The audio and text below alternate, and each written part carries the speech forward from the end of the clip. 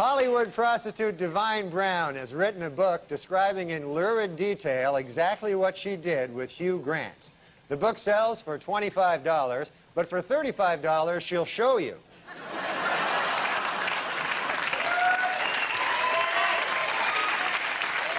At the White House this week, President Clinton officially came out against same-sex marriages. What's more, the president said he is not too crazy about opposite-sex marriages either.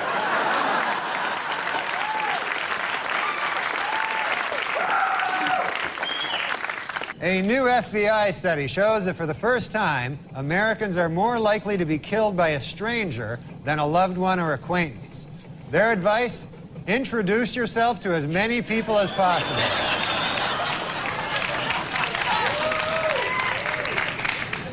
The American Academy of Pediatrics has released an updated list of unsafe baby products. Topping the list this year is the really, really, really, really high chair.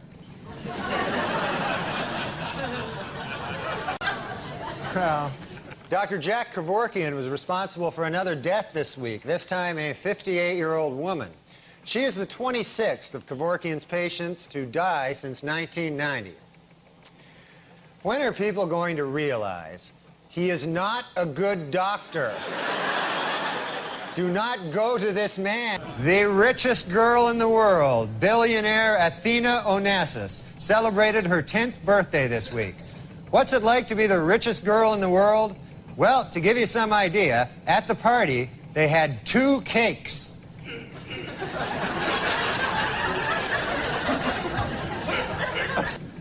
A new hangover-free vodka is on the market. Yeah, the ads claim that the 80-proof vodka is so pure, it's virtually headache-free. But before you run out and buy it, remember, it causes massive anal bleeding.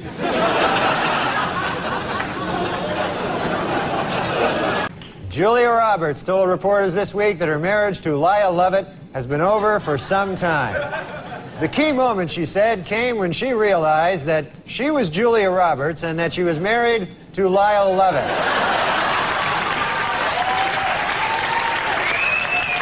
The results are in for 1995, and once again, Microsoft CEO Bill Gates is the richest man in America. Gates says that he is grateful for his huge financial success, but it still makes him sad when he looks around and sees other people who have any money whatsoever. In a brilliant move during closing arguments, Simpson attorney Johnny Cochran put on the knit cap prosecutors say O.J. wore the night he committed the murders. Although O.J. may have hurt his case when he suddenly blurted out, "Hey, easy with that. That's my lucky stabbing hat." And in music news, #1 on the college charts this summer was Better Than Ezra. And at #2, Ezra.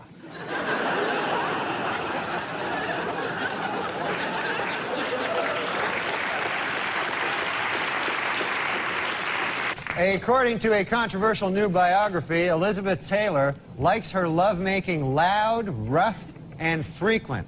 Coincidentally, that's also how she likes to eat. Well, it's official.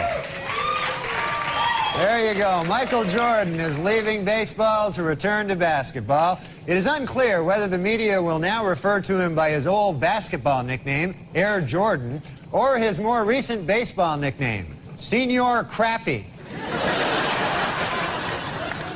In Walnut Creek, California, anyone who turns in his gun can get free therapy. And anyone who doesn't turn in his gun can get free anything. Well, earlier this week, actor Marlon Brando met with Jewish leaders to apologize for comments he made on Larry King Live. Among them that, quote, Hollywood is run by Jews. The Jewish leaders accepted the actor's apology and announced that Brando is now free to work again. At Virginia Commonwealth University, a professor is being sued following revelations that he spanked one of his students. It was the student's parents who first became suspicious when they asked, "What kind of marks are you getting?" And she replied, "Big red ones on my ass." So... Yippee! Jerry Rubin died last week. Oh, I'm sorry. That should read, Yippee Jerry Rubin died last week. Sorry about that. I'm sorry. My mistake completely. Just, I didn't read it right. Former First Lady Nancy Reagan reports that her husband has been relaxing at their ranch, riding horses and chopping wood. Sadly, eyewitnesses report that he was actually riding wood and chopping horses.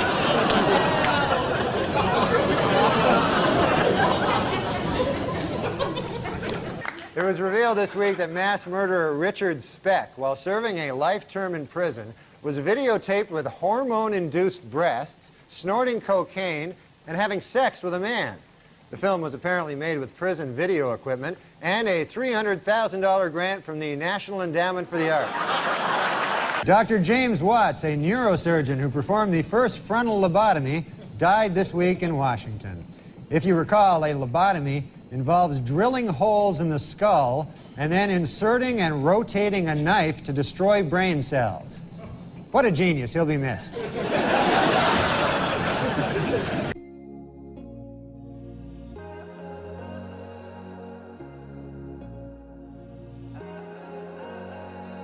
Try and crack your code every day, thinking about every word that we say. The world have ordered their ride, the extraterrestrial, to be shut down until it can be made scarier.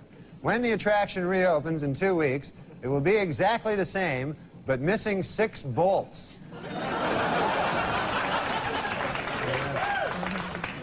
Last week, during his latest trial on charges of assisted suicide, Dr. Jack Kevorkian startled a Michigan courtroom when he stood up and shouted, "This is a lynching." Everyone turned to look, and sure enough, he just lynched some old guy.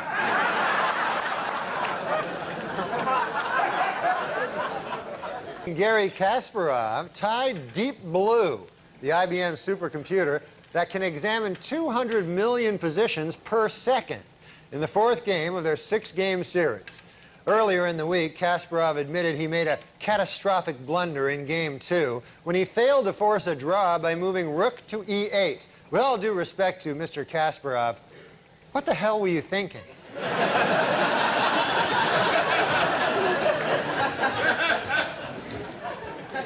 A French man who calls himself the Snake Man was arrested this week after climbing up the side of a Manhattan high-rise. Yep, he climbed right up the side of a high-rise, just like a snake.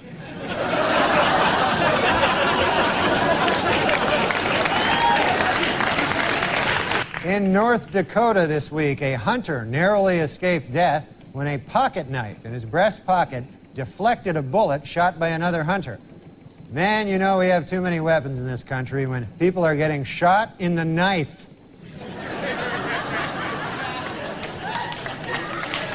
And that's it. See you next week, folks.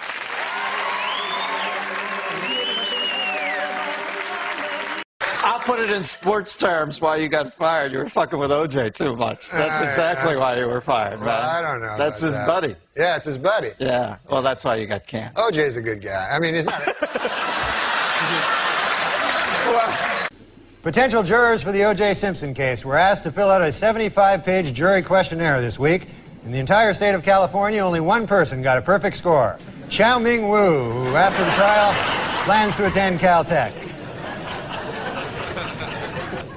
By the way, you can now purchase a bronze statue of the Juice for only $3,395. And for an even $5,000, you can buy one that Al Cowlings has kissed the ass of.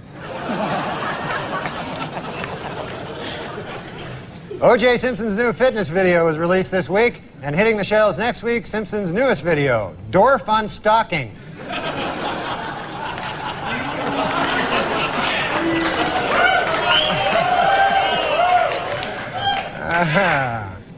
The crowd is torn.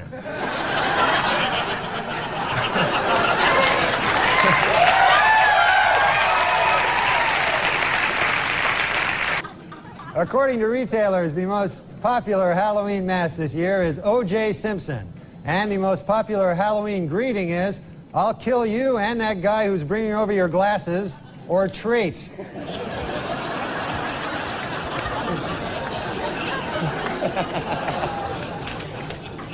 And the Pope came out with a book this week, which contains a series of essays examining faith and morality in today's secular world and the changing role of the Catholic Church as it approaches the 21st century. The book is entitled, God Himself Told Me That O.J. is Guilty.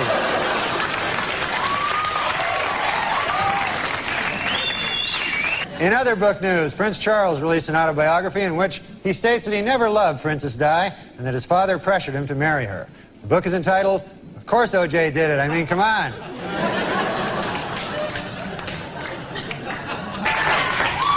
In his book, O.J. Simpson says that he would have taken a bullet or stood in front of a train for Nicole. Man, I'm going to tell you, that is some bad luck when the one guy who would have died for you kills you. That's probably... You don't get worse luck than that. And O.J. announced this week that he's coming out with a new book called I Want to Tell You. And if it's successful, O.J. will work on yet another book entitled From Football to Prison, My 25 Years of Showering with Other Men.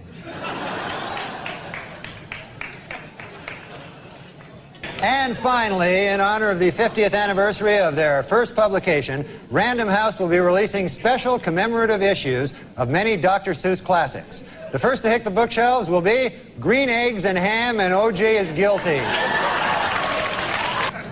Judge Ito was interviewed this week by a local TV station in Los Angeles. Asked by the interviewer if it was appropriate for a supposedly impartial judge to be on TV with his case still pending, Ito said, "Maybe not, but how appropriate is it to kill your ex-wife?"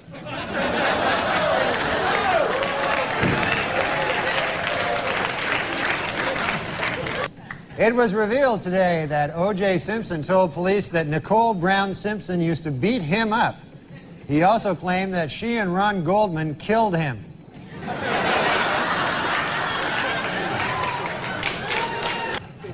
O.J. Simpson's lawyers have decided to skip hearings on DNA evidence and go right to trial. Asked why they did this, the lawyers replied, "We want to get O.J. acquitted as speedily as possible so he can get back to doing what he does best, killing people."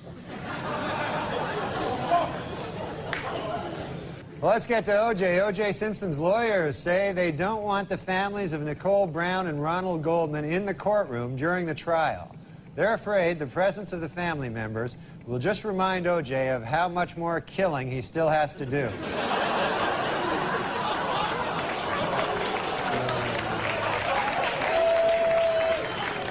Well, O.J. Simpson's lawyers stopped feuding this week, finally.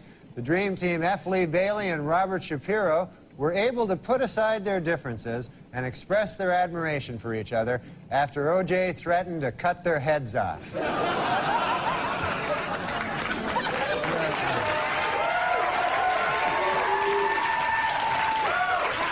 According to the National Transportation Safety Board, sleepy truckers are responsible for 1,000 deaths a year. In second place, O.J. Simpson at 2 deaths a year. It was revealed this week that defense lawyer Johnny Cochran once abused his first wife. In his defense, Cochran said, "Hey, at least I didn't kill her like some people I know."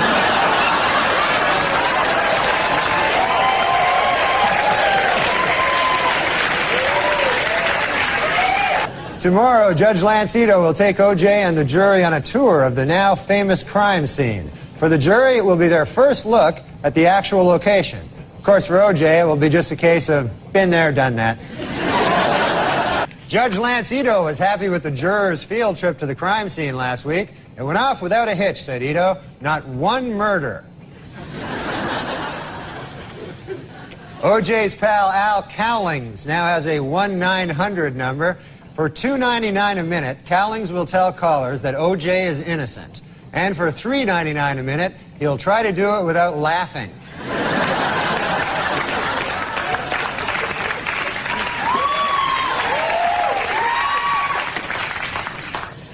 And this week, Simpson defense lawyers questioned witnesses about a half-melted container of ice cream found at the murder site. The Simpson defense has seized upon the ice cream for 2 reasons. 1, it may help fix the time of the murders, and 2, it was the only thing in the murder scene without any of O.J.'s blood on it.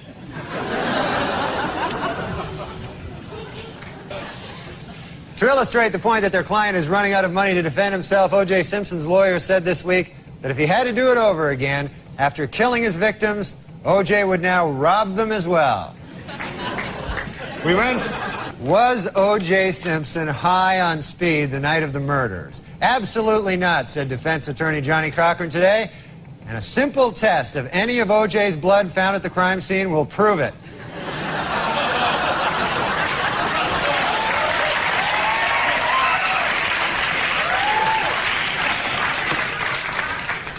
And O.J. pal Al Cowling said this week that in looking for the truth in the O.J. Simpson case, he sometimes talks to a picture of Nicole Brown Simpson, something that in the past would have gotten him killed by O.J. F. Lee Bailey said this week that if the defense only knew what Ron Goldman's last words were, they might be able to find the real killer. You know, if you ask me, Goldman's last words were probably, hey, you're O.J. Simpson.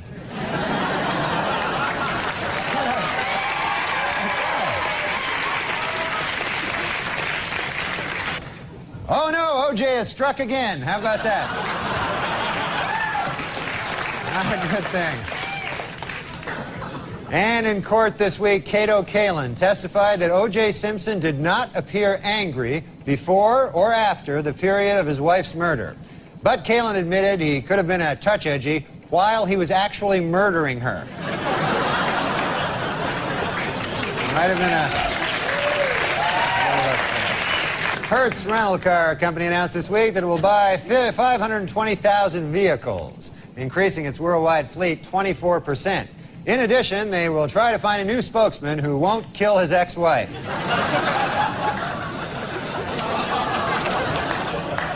This week at the O.J. Simpson trial, the infamous bloody glove was finally introduced into evidence, and O.J. didn't help his case any by blurting out, "There it is, I've been looking all over for that thing."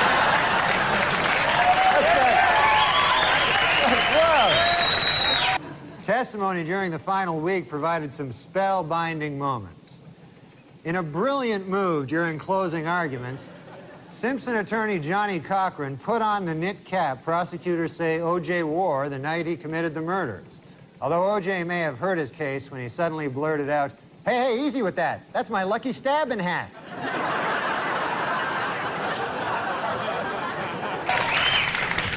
And a new shocker in the O.J. Simpson trial. This afternoon, Judge Lance Ito dismissed yet another juror, a 45-year-old African-American male, for failing to tell the court that he had once worked for Hertz Rent-A-Car and that he had once held Nicole Brown Simpson's glasses while O.J. killed her. Dismissed Simpson juror Jeanette Harris revealed in interviews this week that the jury is torn by dissension and is already divided into two camps, those who think he is guilty and those who are really, really stupid.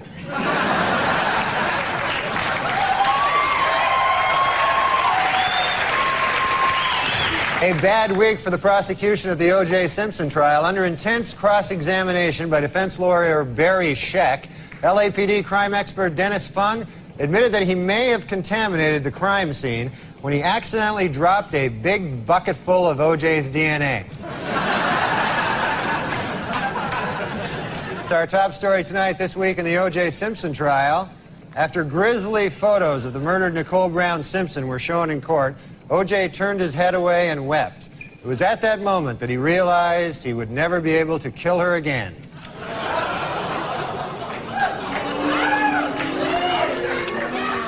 Well, in a questionable move by the defense team this week, O.J. Simpson demonstrated how to stab two people at the same time.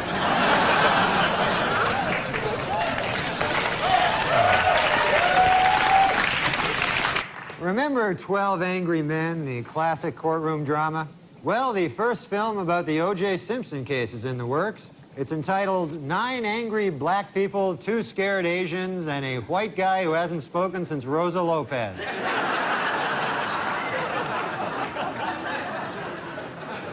Well, the trial of the century is over. Late yesterday, the fate of O.J. Simpson, the most famous murder suspect in United States history, was placed in the hands of the jurors. They must now decide whether to free him or get all their heads cut off. straight to the heart. I went a long time acting like I wasn't broken apart by you.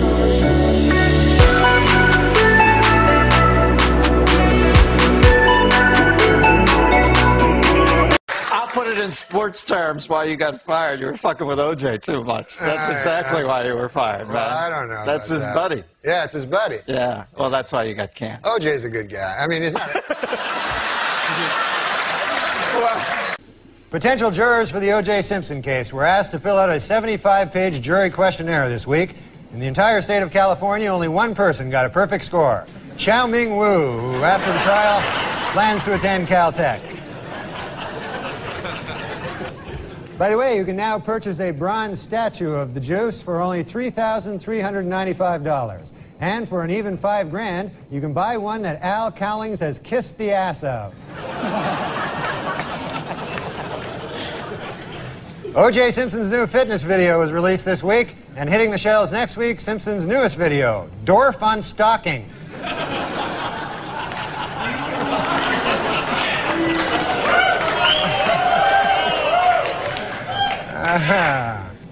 The crowd is torn.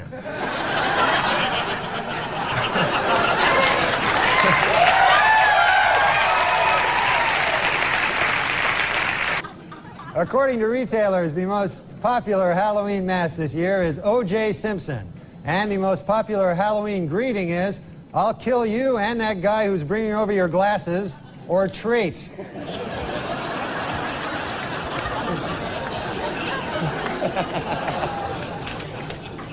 And the Pope came out with a book this week, which contains a series of essays examining faith and morality in today's secular world and the changing role of the Catholic Church as it approaches the 21st century. The book is entitled, God Himself Told Me That O.J. is Guilty.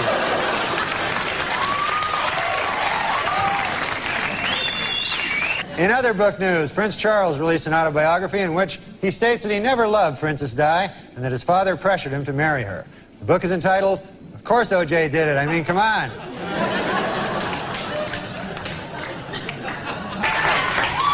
In his book, O.J. Simpson says that he would have taken a bullet or stood in front of a train for Nicole. Man, I'm going to tell you, that is some bad luck when the one guy who would have died for you kills you. That's probably... You don't get worse luck than that. And O.J. announced this week that he's coming out with a new book called I Want to Tell You. And if it's successful, O.J. will work on yet another book entitled From Football to Prison, My 25 Years of Showering with Other Men.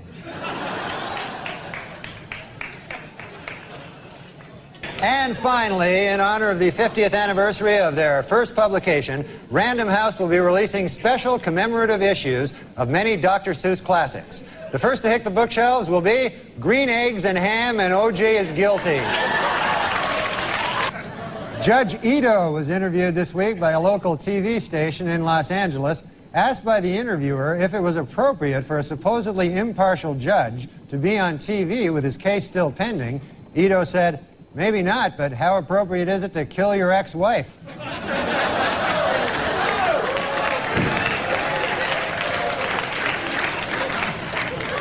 It was revealed today that O.J. Simpson told police that Nicole Brown Simpson used to beat him up. He also claimed that she and Ron Goldman killed him.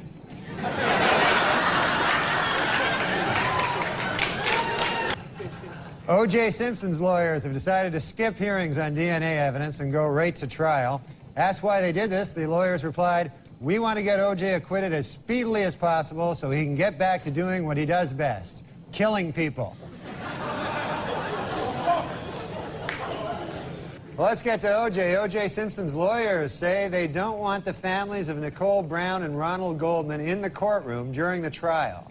They're afraid the presence of the family members will just remind O.J. of how much more killing he still has to do.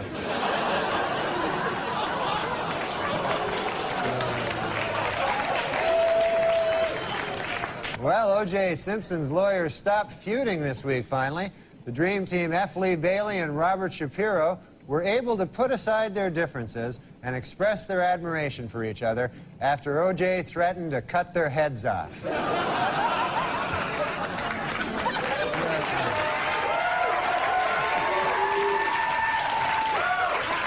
According to the National Transportation Safety Board, sleepy truckers are responsible for 1,000 deaths a year. In second place, O.J. Simpson at 2 deaths a year. It was revealed this week that defense lawyer Johnny Cochran once abused his first wife. In his defense, Cochran said, "Hey, at least I didn't kill her like some people I know."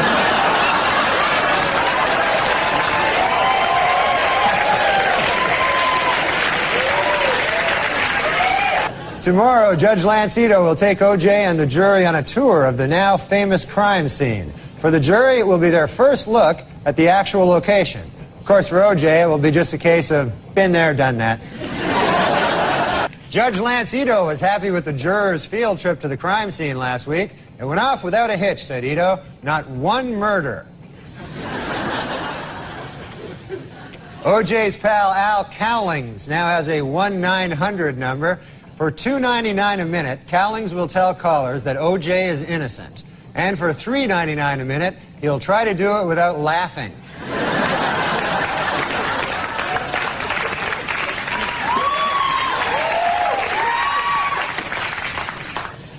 And this week, Simpson defense lawyers questioned witnesses about a half-melted container of ice cream found at the murder site. The Simpson defense has seized upon the ice cream for 2 reasons. 1, it may help fix the time of the murders, and 2, it was the only thing in the murder scene without any of O.J.'s blood on it.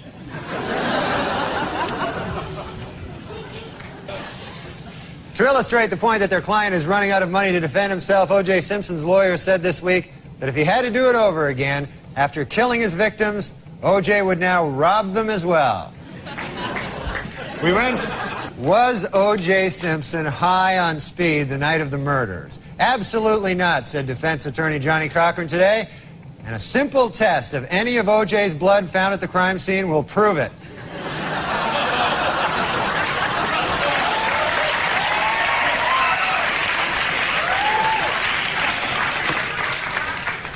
And O.J. pal Al Cowlings said this week that in looking for the truth in the O.J. Simpson case, he sometimes talks to a picture of Nicole Brown Simpson, something that in the past would have gotten him killed by O.J. F. Lee Bailey said this week that if the defense only knew what Ron Goldman's last words were, they might be able to find the real killer. You know, if you ask me, Goldman's last words were probably, "Hey, you're O.J. Simpson."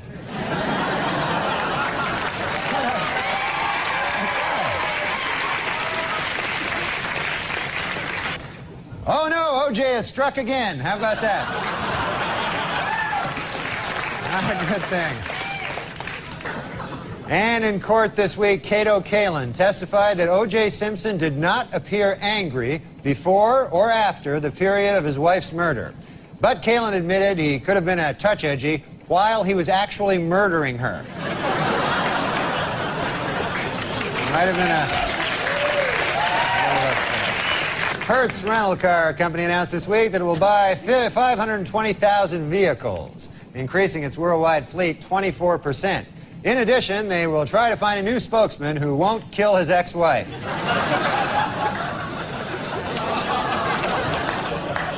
This week at the O.J. Simpson trial, the infamous bloody glove was finally introduced into evidence, and O.J. didn't help his case any by blurting out, "There it is, I've been looking all over for that thing."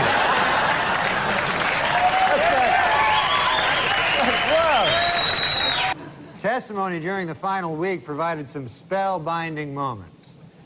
In a brilliant move during closing arguments, Simpson attorney Johnny Cochran put on the knit cap prosecutors say O.J. wore the night he committed the murders. Although O.J. may have hurt his case when he suddenly blurted out, hey, easy with that. That's my lucky stabbing hat."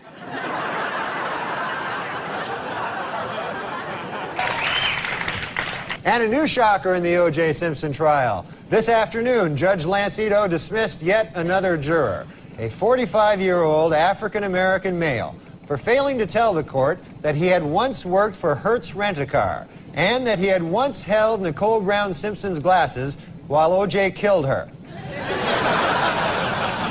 Dismissed Simpson juror Jeanette Harris revealed in interviews this week that the jury is torn by dissension and is already divided into 2 camps, those who think he is guilty and those who are really, really stupid.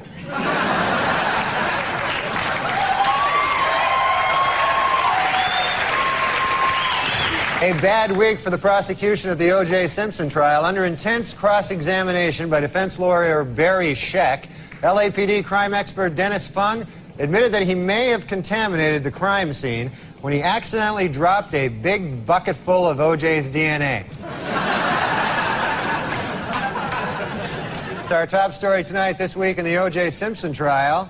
After grisly photos of the murdered Nicole Brown Simpson were shown in court, O.J. turned his head away and wept. It was at that moment that he realized he would never be able to kill her again.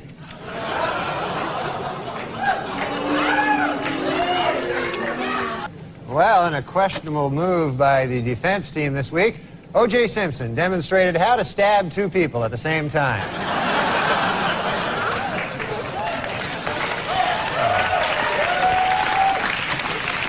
Remember 12 Angry Men, the classic courtroom drama? Well, the first film about the O.J. Simpson case is in the works. It's entitled 9 Angry Black People, 2 Scared Asians, and a White Guy Who Hasn't Spoken Since Rosa Lopez.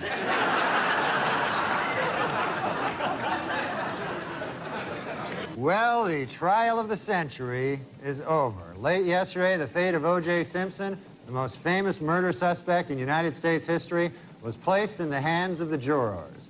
They must now decide whether to free him or get all their heads cut off. Straight to the heart.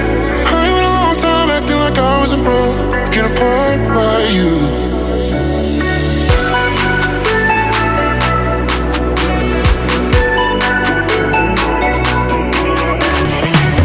Thanks, I'm NORM MACDONALD, and now the fake news. Well, it is finally official. Murder is legal in the state of California.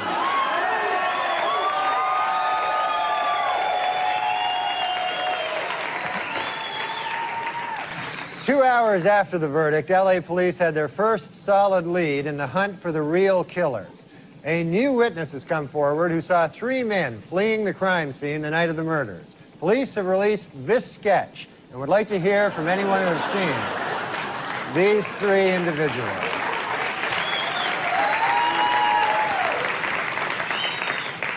On Tuesday at 1:15, the moment the Simpson verdict was delivered, Court TV scored its highest ratings ever. An hour later, the channel went out of business. Well, that covers the main developments in the O.J. Simpson case this week. And after all, other important things are going on in the world. Now more O.J. Simpson. When Simpson trial juror Gina Rodborough returned home this week, her little girls were delighted to have her back. And no wonder. She lets them get away with murder.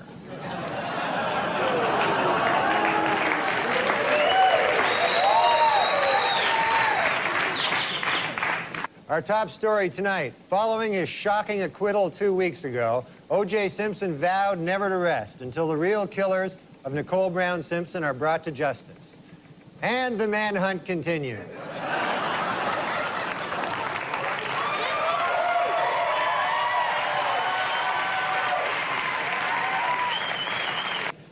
After initially vowing never to rest until his wife's killers are brought to justice, O.J. Simpson this week changed his pledge slightly.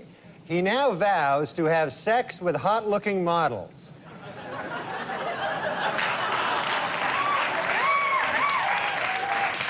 Meanwhile, this week, O.J. took girlfriend Paula Barbieri to see the erotic murder mystery Jade.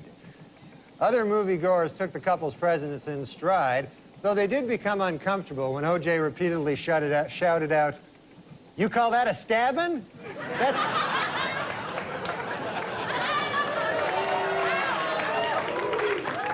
Simpson had been discussing marriage with girlfriend Paula Barbieri, but reportedly she has called the wedding off.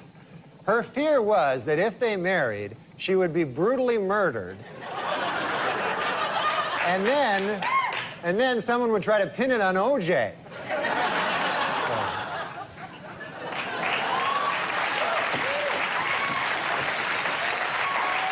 The L.A. District Attorney's Office has given Marcia Clark and Christopher Darden Bonuses of over $10,000 for, quote, lengthy hard time duty, unquote, in the O.J. Simpson case. A spokesman for the DA said that the prosecutor's bonuses would have been even higher, except for the fact that they let a killer go free.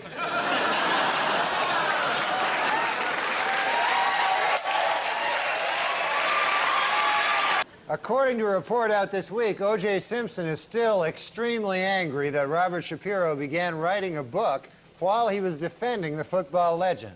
However, Simpson is extremely pleased that he got away with killing his wife and that waiter. A down-and-out O.J. Simpson, depressed that all of his money-making ideas have failed, has decided to go back to doing what he does best, killing people.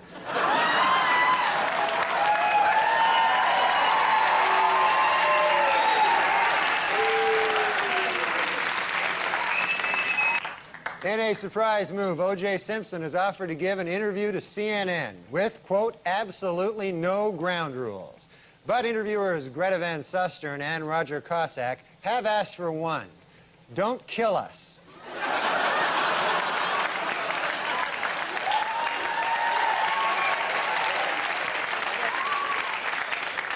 In sworn testimony this week, Paula Barbieri admitted that she had broken up with O.J. Simpson the very night Nicole Brown Simpson was killed. Boy, that had to be a tough day for O.J., huh? First he gets dumped by his girlfriend, then Colombian hitmen kill his wife. Man, that's... You gotta...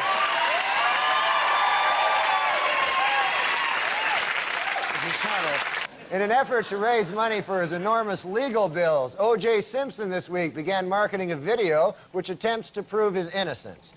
Should the tape not sell, Simpson has a backup idea, his very own video of the actual murders themselves.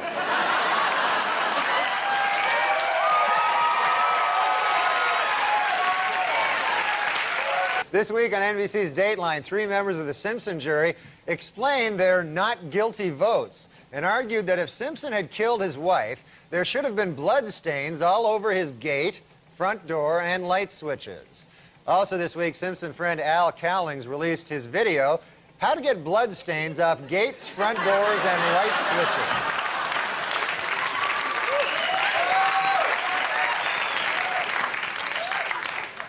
In his civil court deposition this week, O.J. Simpson denied under oath that he ever punched, kicked, or slapped his ex-wife Nicole. Oh, great. As if O.J. isn't busy enough tracking down the real killers. Now he's got to track down the real wife beater, too. This guy is crazy. And in Brentwood, O.J. himself was spotted manning a lemonade stand with his daughter, Sydney. Asked by reporters why sales were so poor, O.J. replied, beats me, and then he went back to cutting lemons with a giant knife.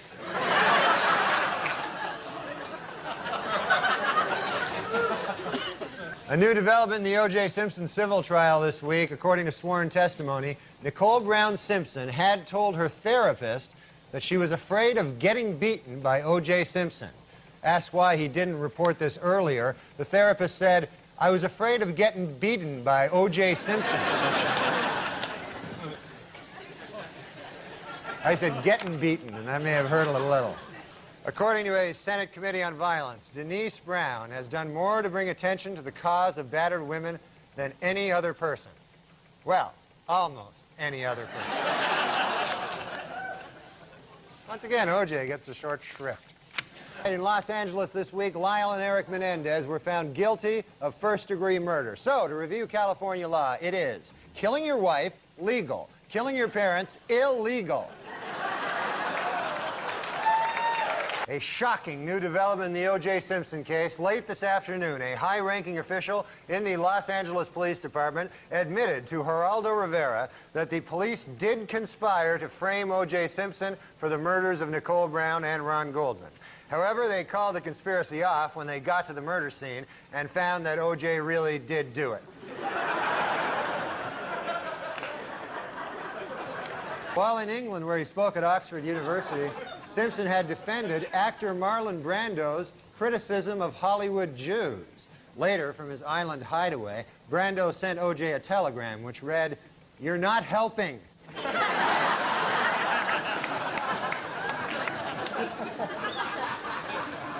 Arriving back in the U.S. after his week in London, O.J. Simpson was asked by a reporter why he hadn't spent Mother's Day with his children.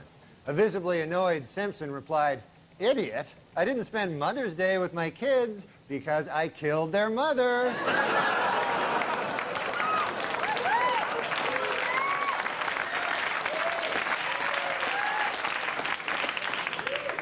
Well, more O.J. Simpson news.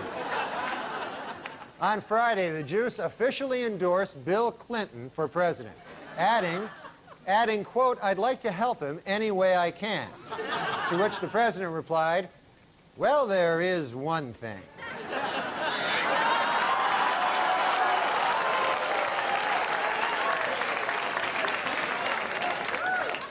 In Los Angeles this week, the defense suffered a setback in the second O.J. trial when Simpson was ordered to turn over a secret videotape which lawyers say contains proof of his guilt.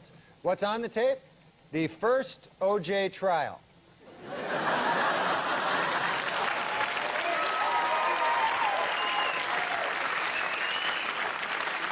Finally this week, lawyers in the new O.J. Simpson trial actually found a prospective juror who claims to know nothing about O.J. Simpson, the murders, or the first trial, and who told the court, quote, "I don't even know when it started or ended." Unfortunately, the man had to be disqualified when it was learned that he had been a juror in the first O.J. trial. During a recent interview on 2020, longtime O.J. Simpson friend Robert Kardashian said he now believes Simpson may be guilty, though he did add that had he believed O.J. was guilty at the time, he never would have agreed to hide his bloody clothes and knife.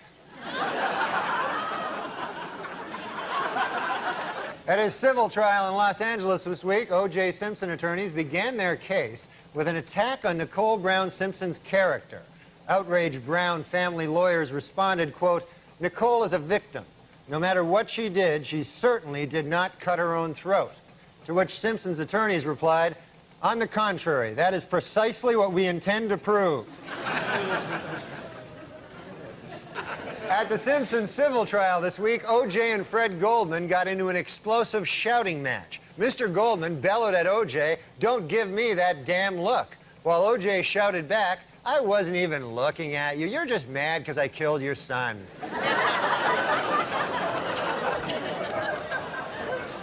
Against the Jets last week, Buffalo Bills running back Thurman Thomas broke O.J. Simpson's career rushing record, and the week before, he surpassed Simpson in career.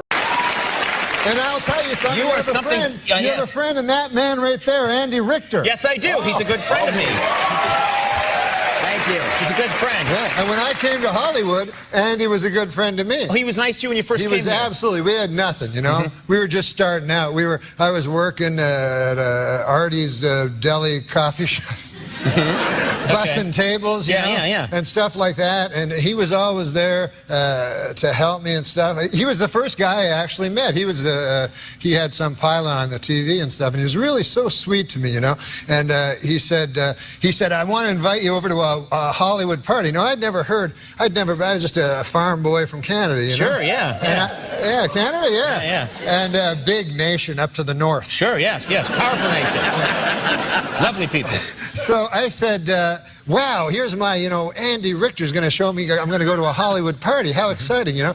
So he said, yeah, he said, it's going to be a pretty wild party. You know, I'm not used to wild parties. I said, what is a wild party there? You know, I don't get out much. He says, oh, you know, he's like a little drinking, a little fighting, a little fornicating, you know? I said, wow, man, that sounds pretty good. I said, what time should I show up? He goes, anytime, it's just the two of us. Came over, didn't you? A little fighting, a little fornicating. What's he, an old pirate all of a sudden? Ah. You notice how I didn't say it's 11:30? Hey!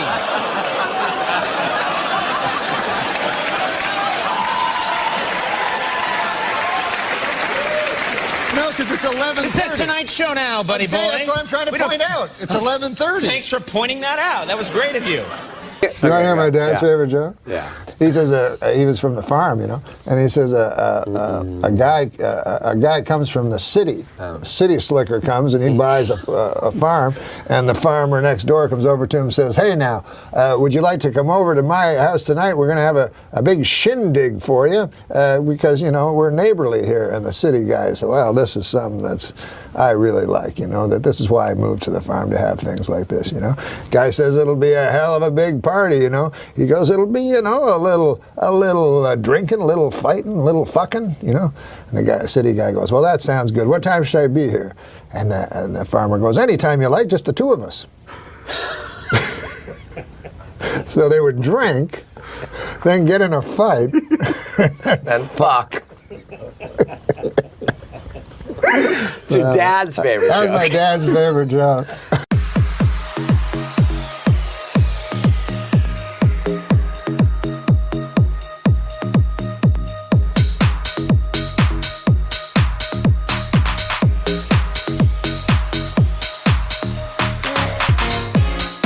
He said, "Welcome to the neighborhood. I know it's not exactly a neighborhood. I live 40 miles from here. But if you're interested, tomorrow night I'm throwing a welcome to the neighborhood bash. There's going to be a lot of barbecue, some drinking, some dancing, and some wild sex. Would you like to come?" And Morty said, "Sure, but what should I wear?" The cowboy said, "It doesn't make any difference. It's just going to be the two of us." We were to have Norm MacDonald, but he is What? No, he's actually on. What? Norm? What, Dennis? You're a freaking genius. Can I tell you that plane ride you were on and that Twitter jag? I followed it for like 5 hours. God, that was funny, man. Oh, well, when I was tweeting? Yeah, it was killing me, Norm. I was watching some games or something, and I had the Twitter on, and I just kept following your tweets, and I could see you trapped on the plane, going through the sleeve on the front of the seat in front of you and pulling everything out. Hey, look at this porta-kiln in the airport store and stuff like that. I was running out of stuff. I was running out of stuff. Now, Norm is... so much stuff on a plane, but listen, man, I know you tweet because I follow you. Yeah. I started tweeting like a few weeks ago. Yeah. And these are the three people I follow. Who's that?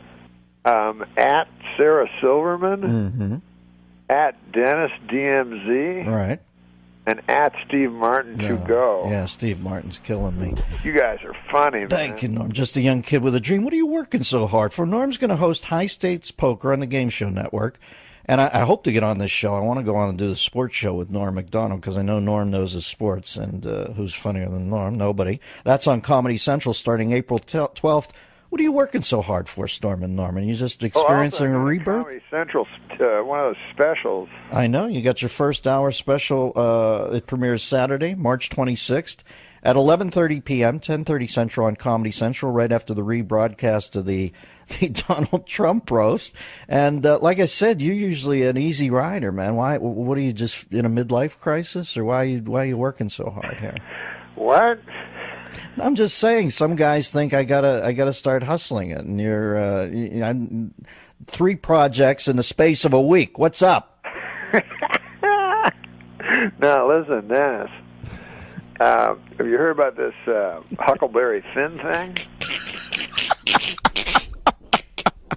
I heard something about they wanted to take the N-word out, right? Yeah. Anyways, I wanted to bring it up before I forgot, and then we'll get on to my projects.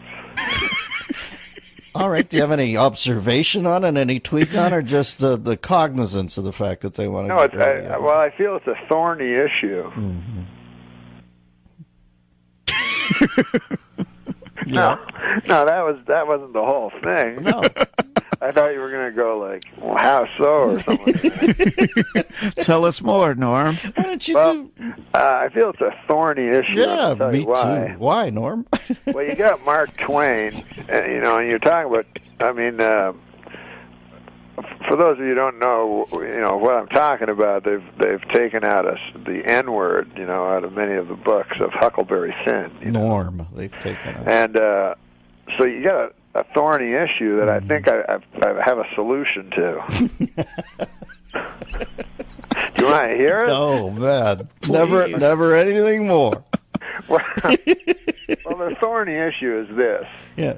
You know, you don't want to take, you know, Mark Twain, you know, one of the greatest writer ever to brush paper with ink, you know, and change his words, for God's sake. On the other side of the coin, you don't want to have a young African American boy in school, you know, hearing that word out loud and causing him pain. So it's a thorny issue. But I figure it this way. You've read Huckleberry Finn. You are so splendidly demented. Yeah, I've read it. You know it's written in the first person by Huckleberry Finn. Yes, I do. And you know it includes the N-word. Yes. Therefore, you just change Huckleberry Finn to a black kid. And it's like a rap song at that point, right? Exactly. Everything's cool.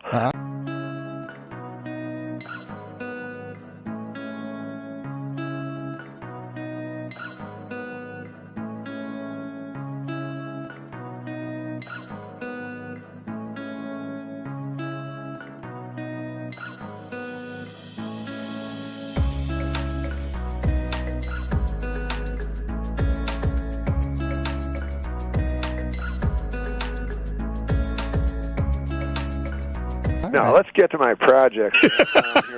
Now, listen, was there any sort of Samuel Clemens? No, he's made his fortune. Was there any subtle disparagement in the homosexual community when you said Huckleberry Bin? I didn't. Because, you know, somewhere out there there's a gay kid in high school. But, something slipped up there. some cog got meshed up. Hey, I want to hear you say that word. I don't want to say it because then it'll be on tape forever. I say it in my private life many times. Say it, hunky. Say it, hunky. Say nigga, hunky. Fucking say it, hunky. Listen, am I wrong or am I imagining that? No, say nigga, hunky. Say it, hunky. Come on, cracker. Mike, I have to ask you a question. Say it. Thanks so much for listening to Cinephile as we continue. I'm Adnan Berg, joined by special guest Norm MacDonald. Wait, why is Jeff Goldblum on? Well, yeah, sometimes we have all these TVs up here in the studio. There's maybe a story about Goldblum going on. He's looking kind of creepy there, isn't he? Yeah, usually you can tell by the picture that something's happened to him. Because he's in a bathroom. There's a picture of him in a bathroom. Yeah, I think he must be selling something, right? Because it's a Goldblum. Yeah, for those listening, look at his muscles. It's a Goldblum 8x10. There's pictures. Yeah, maybe he's coming to Connecticut. He told me a story, but I guess I'm not at liberty really to. That's okay. I'll tell you off pod. Please do. 2 Canadians here. Yeah, that's right. You're the second Canadian to be on the podcast. Will Arnett was the first. Will Arnett.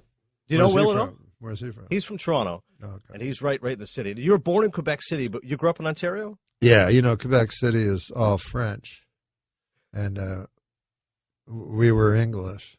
So, you know, the English hate the French, and the French hate the English. Right, the Quebecois. So, yeah, I was born with the Quebecois around, and so my dad, you could go to school, you could either learn French or Latin. So my dad would not let me learn French because he was so afraid that I would, you know, take up with a French girl or something like that. So I learned Latin, and that doesn't help you that much in Quebec City, where there's a lot of French and no ancient Romans. But I will say this: Montreal is more bilingual. Like Quebec City, is very much French. No, Montreal is English. In Montreal, if you go there, you speak English, you feel fine. People get terrified. They go, "Oh my God, I don't know the language. I don't understand." Oh no, Montreal is very cosmopolite. The reason I mention this is last week you met Donald Trump. I did. On the Tonight Show. I sort of met him. Well, how big are his hands? I didn't really shake his hand. Okay, this is what happened. I have met him before, and he does have gigantic hands. It's like shaking the hand of a Holstein cow. No, but this is what this is the true thing that happened. There's like about 4 minutes difference because I had to follow him, you know. So he leaves in the hall, and I'm in the hall, and I'm going to go on, right?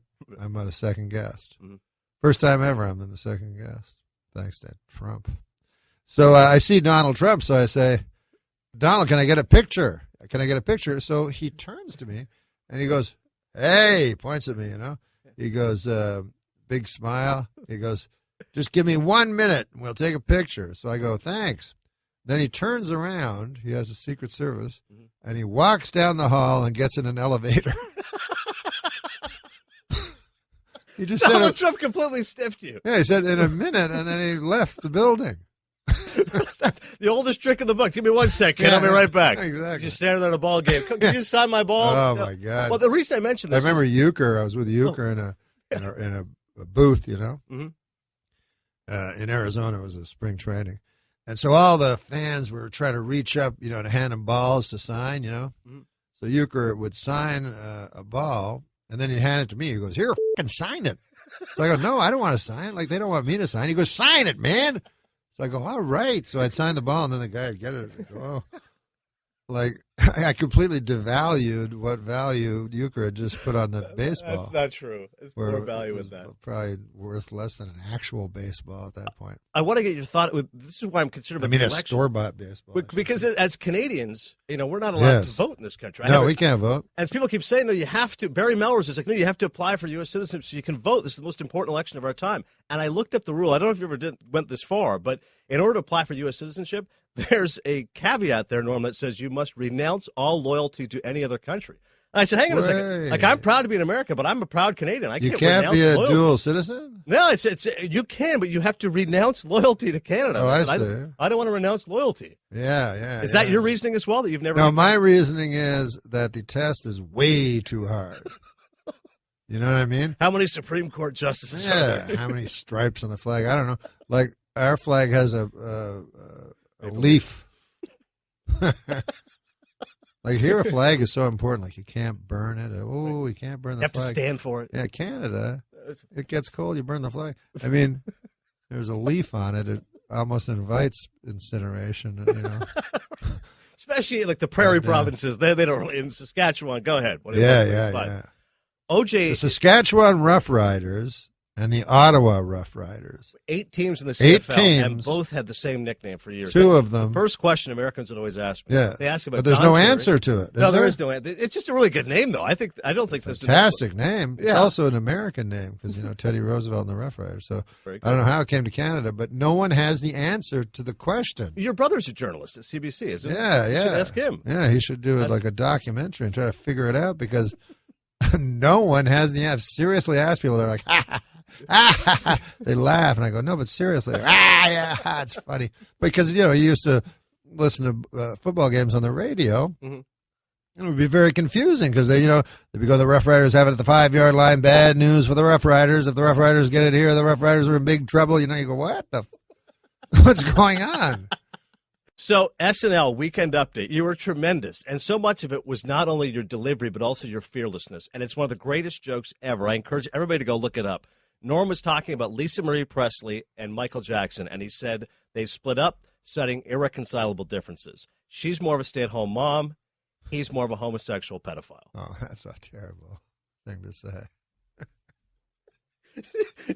You were fearless. Like, did you have any... I remember Lauren saying, you know, you better, you know, if you don't want to be sued by Michael Jackson. And I go, no, but secretly I did. I was like, oh, my God, that'd be the coolest thing ever. It'd be like, and now Michael Jackson versus Norm. I'd be like, oh, my God, this is... I mean, cool. I mean, how could that not be good for your career? But Don Ohlmeyer, because he was buddies... Don Ohlmeyer was the, for the folks at home... Right. Was the executive in charge of entertainment for the entire network of NBC. And only because you were making scathing, hysterical jokes at O.J. Simpson's expense, who's now back in the news because this show was a huge hit. He's back in the news. Well, the show, I should say, his name is back in the news. Like the Emmys, Sarah Paulson won, the show won. What show? Oh, the People versus O.J. Simpson. Right. And then the O.J. documentary, 30 for 30, which is on ESPN. And I think you should get more praise for the fact you were attacking him, rightfully so, and just because Ohlmeyer was buddies with him, was like, hey, you can't touch OJ. It's like, well, what do you mean? Like, yeah, why wasn't I in that movie? Oh, the 30 for 30, that's true, actually. Or the 30 for 30, yeah, they could have put that on. Or the drama, You know what I mean? Yeah, People versus. They could have had like Jay Moore going, "Hey, what's going on?" Could have had. That hilarious impression. David Letterman needed a Bette Midler moment that final week, and he got it from you. Oh, that's what I was thinking. Because and it was so great. I watched it again. Not that I meant to cry. No, I didn't mean that, but I wanted to do one of his jokes. That was my idea. It was awesome. It was amazing what you did. You went on, your stand-up, it was the final week of Dave's show, and you said growing up in, I love this, by the way, you said growing up in Toronto, Canada. Nobody ever says Toronto, Ontario. Yes. They like to make it very plain. They do. Toronto, Canada. They do, yeah. And you said there's a joke that Dave used to tell. You tell it. You know the joke. It was on a show called 90 Minutes Live, hosted by Peter Zosky. And the guests were Ricky Jay and David Letterman. And I was in the audience, the young teenager. And his joke was, I was driving down the street the other day, and in front of me was a garbage truck. And on the back of the garbage truck was a tiny sign that said, "Please do not follow too closely." One of life's simple pleasures, ruined by a meddling bureaucracy, ladies and gentlemen. Remember the old days when Dad used to pile the kids into the station wagon and we'd go out and follow a garbage truck? You then turned to Dave and you said, we know Mr. Letterman does not like the mawkish or the sentimental, but if something is true, then it is not that. And Dave, I love you. Yes, that I didn't mean to say those exact words. I certainly didn't mean to say I love you. But yeah, that was I just thought at that moment after the joke I should say something, because everybody was being so cool about it before that. And like you say, there was no Bette Midler moment. There was no one saying, "We'll miss you" or anything like that. Everybody was just trying to be cool, you know? Yeah. And he was a very important person to me, David Letterman. Because he defended you when Omar. Well, no, but more than that, I think he changed the entire culture. He changed how people speak, you know? Almost like ESPN changed the way that people speak about sports. And, you know, maybe David Letterman is responsible for ESPN. No, there's no doubt. He was a huge influence. Dave used to come here because he's such an auto racing nut. He'd come here and watch the F1 races and stuff. Oh, is that right? They would let him in the back, and he would just go and set up. Oh, you mean because there were they didn't have that capability like in the early 90s. Right, a Formula One race or something. He's like, "Oh, I'll just go to ESPN and come in here." Like, "Oh, there's Dave." Just That's what I would do for football back when because of course there was no dish or anything like that. And in New York, all you could watch was a Jets game in the morning and a Giants game in the afternoon, and they both sucked. They were horrible. Right. And there were all these great games going on, so I would go to NBC and watch the feed. There'd be every game. Right. And then I'd pretend to be an announcer. I'd turn off I still do that when my son lets me. He hates when I do that. But I switch, like on DirecTV, and I go, "Now let's go," you know. Right. Well, you got a red zone now. You can just watch one channel. Yeah. Well, no, I don't do. I do my own red zone. Oh, so you like to do it. And at this time, I'd like to welcome to the bandstand the great Jackie Byard.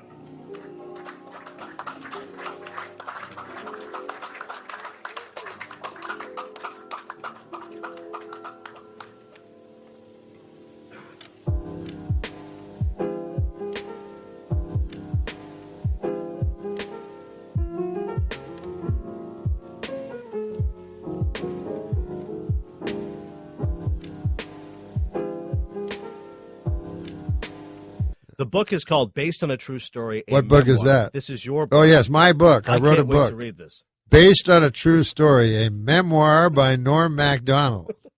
It's going to be a huge hit. I can't wait. Right, Jen? There's Jennifer's here. Yeah, there's stories about Olmeyer. There's stories. Yes. We have a story. A buddy here, Daniel.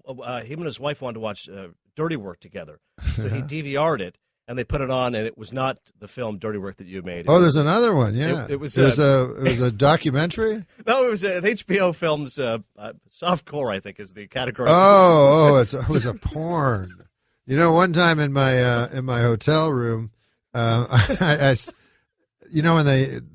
the computer and everything, the only time I'd ever see pornography was in a hotel, and sometimes they'd have like the weirdest one. They'd have like soft core pornography.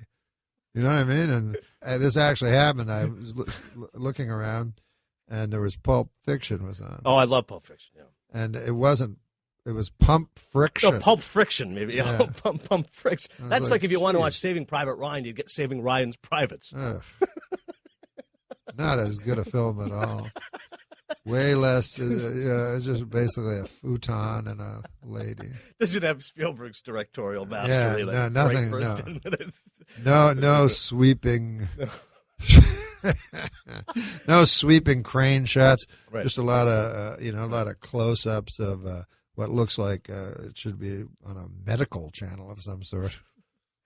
Based on a true story, a memoir by Norm. Based on a true story. Go out and check it out. Memoir by Norm MacDonald. I thank you so much for coming, Norm. I know you're making a comeback. Are we done? Well, do you want to keep going? They told me it was an hour. Oh, is it? Okay, we'll keep going. No, he's giving me the wave here. I would we're done. keep going. Good Lord, I had no idea. Well, I think we should have something to wrap it up. Sure. Well, tell me a great anecdote from the book that's something that can really sell it. I'm trying to think of a sports joke. Well, you've made a few. Well, I'll tell you this. You want to know why? Best this OJ joke is you not ever a told. joke. This is not a joke. Okay, fair. But I used to be a very heavy sports gambler. Well, now you're prognosticating on the Levitard show. I am prognosticating on the Levitard show. Yes, I'm. What am I? 7-3 for the year. That's awesome, man. That make money. That pay the juice. Well, And 7-3. Now listen to this. Professional football is the hardest sport to prognosticate. Baseball is the easiest. Now, why is what? Well, baseball's the easiest because the starting pitcher, you just go. No, baseball is the easiest because baseball is a game of streaks. Okay, gotcha. You think of Kirk Gibson hitting that home run, right? Mm-hmm. Against the much better team. Oakland A's, yep. What game did he hit that home run in? Hit it in game 1. Game 1. He won the series in game 1. That's true. So it shows you the power of the streak. Right. The Boston Red Sox, down 3. To the Yankees, yep. They win 4 in a row. And then what happens? And they win the World Series. They win another 4 in a row, right? Because of the streak, the power of the streak. Yeah. So you hit a team when it's on a good streak or a bad streak, and you stay on them. All right. Stay on them. The reason professional football is so hard to bet is because the ball ain't round. Every other sport almost, the ball is round. A round golf ball in a round hole. You throw a round basketball into a round hoop. But a football is this odd shape. So if there's a fumble, that's anywhere, man. Right. And then there's this odd thing that's certainly against the rules. 30 guys jump on the football. Now, someone has that football at the bottom, right? Mm-hmm. And he's being touched, so that should be his possession. Mm-hmm. Instead, he's being punched in the testicles, and his eyes are being gouged out, and someone grabs the football, someone else grabs the football, and finally they tear off the guy, and they go, look, the big giant guy has the football. What a coincidence. So, there you have it. That's why football is so tough. So don't bet football because the ball ain't round. Thanks so much, Dorp. I appreciate it. All right. This was beautiful, Adnan. Love you. Do this one now. That's great. Accomplished comedian. What is accomplished? Did you write this one? This is not against accomplished. This is not against anybody. Accomplished comedian Sinbad has announced he's filing for bankruptcy for the second time. The second time. Oh God, it's so retarded. Sounds like things have gone from sin bad to sin worse. Okay. But Canada, Canada, but you're anyways, the guys from America were unbelievable. And it was you, and it was Leno, and Leno, was at the peak. Jay Leno. My dad would call him Jay Leno. Leno. Is that the one where Sinbad was on? Oh, yeah. He always wants to tell me me to tell stories about Sinbad. But I love Sinbad.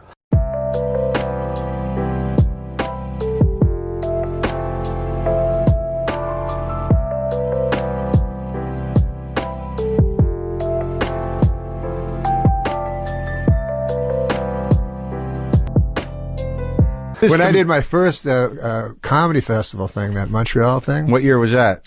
Fuck, I don't know. Like 87? Yeah, I don't know dates. Yeah. But it was around there. And how long had you been doing comedy at that point? 6 months. Oh, really? Yeah, but it was Canada, so we got a home So that was like court thing. In American years, that's 4 years. No, I'm saying because the Montreal Comedy Festival was in Canada, we Right. had a quota Yeah. to fill. You Oh, know, right, I would never have gotten on it if I was in the States. But so I got my 5 minutes, just at rote. Though that's the way I used to do comedy. I'd memorize every fucking word. And so I had it all figured out and shit, right? And so then I go there, I meet Sinbad, right? So I didn't know who Sinbad was. And he goes, he's completely relaxed. I'm all He's wearing thinking about my some sort of material. one-piece outfit.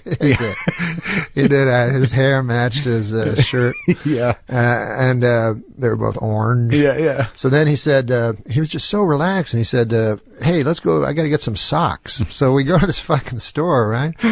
When we first go into the store, there's no one there. It's a small store. So there's no one there. The lady's in the back. Yeah. So the lady takes a minute to come out. Yeah.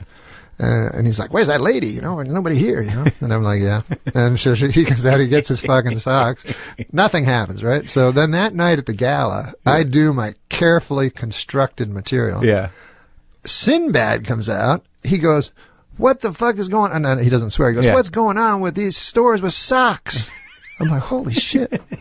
And then he's like, you go in the store and there's no one there. And then people are agreeing with him. I'm like, what? It didn't make none of it made any sense except that he destroyed and I didn't. That's when I realized that I was missing a whole bunch of stuff, because I guess at first you think you're good and stuff like that. No, you are good, and I think that the fact is, really, if you were to look at it in another way, that if people are able to do an impersonation of you, that means you have a defined style.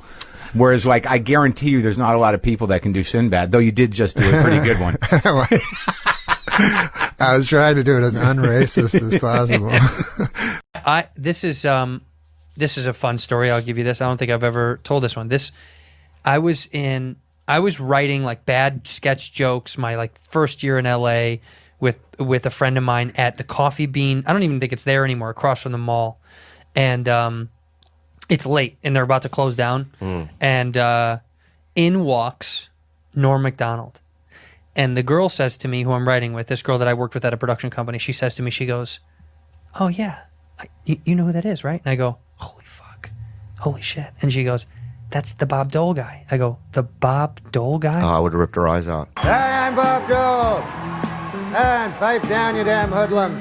I mean, I was like, it's fucking Norm MacDonald. And Yeah. she's like, no, I know, I forgot his name. I was like, oh, what? God. So we sit there and I'm kind of fanboying out and I'm just kind of, like not trying to face him, and he's ordering coffee and I keep kind of looking over just to like, cause you just want to get a glimpse. Cause when I'm 22, I just moved to LA. I was like, fuck, holy shit, it's Norm MacDonald.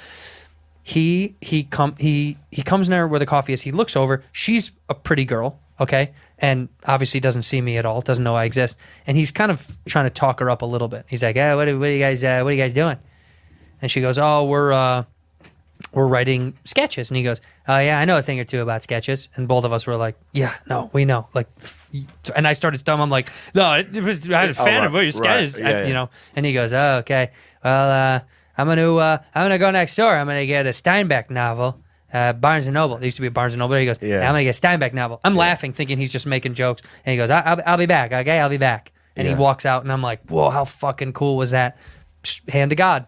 He comes back in with a Steinbeck novel, and sits down by us, and just starts talking. Oh my God. I swear on my life. Oh my God. It was almost like you started a Norm engine, and he just wanted to talk. So he just started talking and talking and talking and telling stories. And I shouldn't tell it. Like, I don't want to fuck it up, but the best story he told, I said, what was your most, like, secret fun thing that happened at SNL that, like, like, what was some inside shit? And he goes, Smigel and I, Robert Smigel. If you don't know who Robert Smigel is, he's Triumph the Insult Comic Dog. Mr. Rickles, this may be presumptuous on my part, but I would be so honored. May I sniff your butt?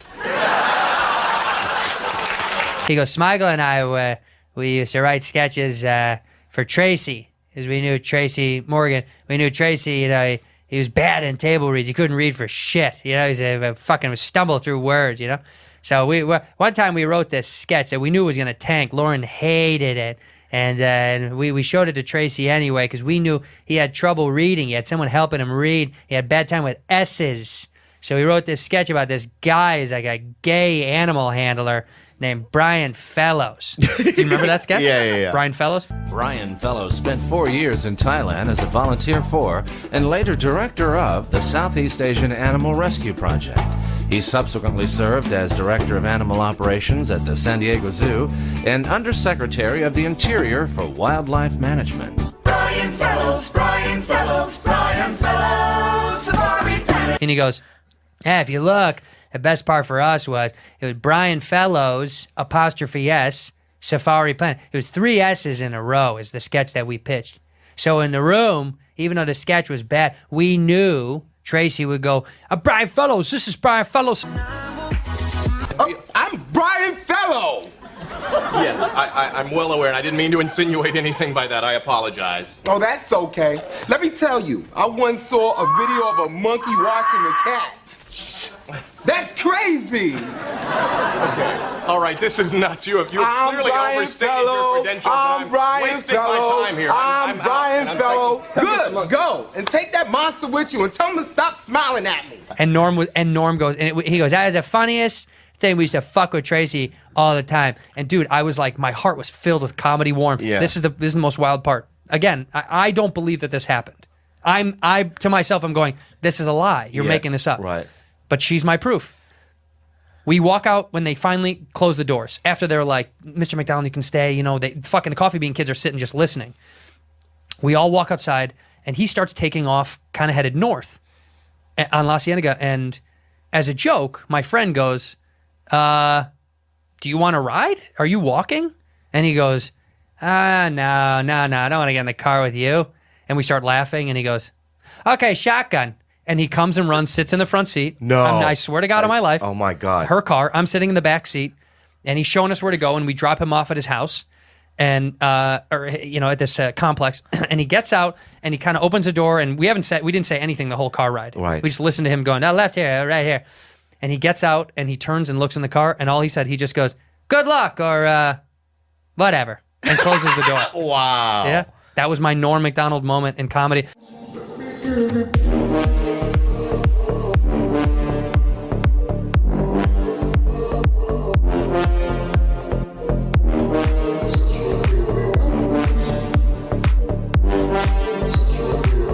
But because he was one of those guys that I was like, when he did Weekend Update, I was like, that's the funniest guy to read. He was the best at that. Yeah, because I don't find it funny. He was the only person that I found funny in that position. He didn't care. The jokes were him making a joke about the joke. Right. I think that's how what it was. funny it was. Yeah. And after I saw him do that, I thought that's the guy that can write jokes better than anybody that I didn't know anyone that could write a joke like that where it's like, it's really clever, it's funny, but he throws it in the trash. Do you know what I mean? Yeah. It's like he wrote it, he's like, and throws it away. Poor Mrs. Lane. He asked me to watch Chris Farley before he died. He said, you got to come to the after party at SNL, the one he did right before he died. So I go to the after party, and Chris... Norm or Chris? Well, me Who and died? Norm... Sorry, Joby's still on the phone. Me and Norm are watching Chris Farley, okay? Norm has to go talk to somebody. He goes, watch Farley. Farley disappears into a bathroom with Andy Dick for 5 minutes. Comes out in 5 minutes, smiling, whatever. Norm comes back and goes, how's it going? I go, well, I got bad news. Farley disappeared into a bathroom with Andy Dick. And I got to tell you, man, there's only 2 reasons a guy goes into a bathroom with Andy Dick. Neither one is good. And Norm went, holy fuck, I hope he's high. Let me hear this. I had to help watch. I had to help watch. Okay. So this is how fast Norm is, though. This is a testament to Norm's wit. So I'm at the party, and Norm is talking to somebody, and I'm watching. Do you have a normal knife? I'm on coke. I'm coked up. So I see Farley disappear into a bathroom with Andy Dick. Okay, him and Andy go to a bathroom. Yeah. They come out 5 minutes later, they giggling. Norm goes over to me. He goes, The red. what's going on with Chris? Give it I go, to me. Bad news, bro. He goes, what? I go, Give me the knife. "You went to a I gotta bathroom clean it with with Andy alcohol." Dick." I said, there's only 2 reasons a man goes into a bathroom with Andy Dick. And neither one of them's good. And Norm looked at me without missing a beat and said, holy fuck, I hope he's high.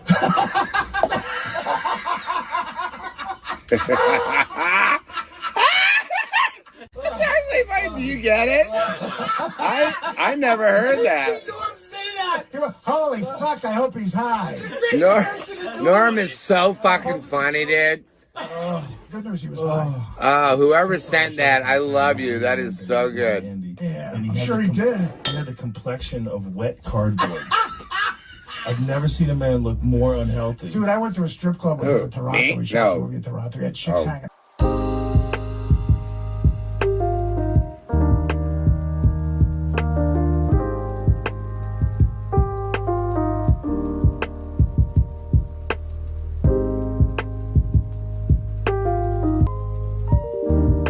But you remind me of a guy that's good at fucking. I love it. Fucking and sucking. Our guest tonight, the always controversial and hysterically funny Andy Dick. And we will be talking to Andy momentarily, but first, my opening remarks with my trusty sidekick, Adam Egget. Where's Adam Egget? Well, this is odd, folks, and I must say bewildering to me. When I usually look 2 degrees to my right, who do I see but my trusty sidekick, Adam Egget? Well, tonight, no such luck.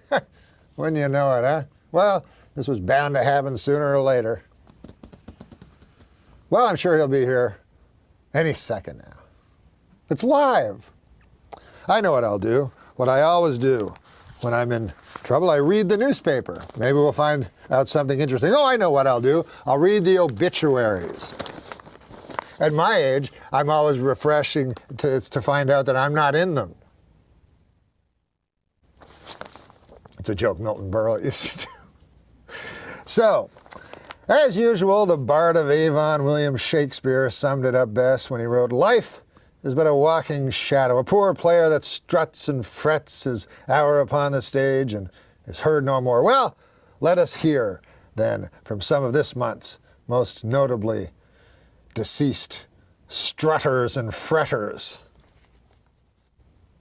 See who we got here. Margaret Thatcher, yes, the Iron Lady. She passed over a month ago, but here she is, still in the New York Times obituaries. But I think if you were to open that coffin, you'd find out pretty quickly that she was not made of iron. I don't know if you've ever dug up a month-old corpse, but I haven't. I needed the money. I couldn't sell my blood at the time, or ever, because I have Hep C. But, I didn't have the money, and I wasn't like some people I know who used to jerk off punks for $10 a man. God damn it didn't work. I miss Adam Egget. Where the hell is the... He wouldn't be with Andy Dick, would he? Wait a minute here. Adam Egget is a dirty, filthy alcoholic.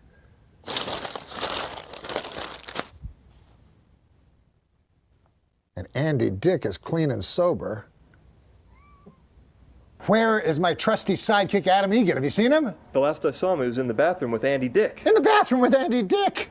In the bathroom with Andy Dick! That's the worst possible news. Come on. Jeez. When you ask where a person is, the last thing you want to hear is he's in the bathroom with Andy Dick. Let's find out. Hey, guys. Listen, I know what's going on in there. You're sucking each other's hot cocks, and you're doing cocaine. Norm! Yes, Norm, let me in. What's going on? Andy, why are you naked? Yeah, Andy, why are you naked? I think the more important question is, why are you guys not naked? Well, wait a minute. That's a least important question. That's not an important question at all. I would agree. Okay, listen.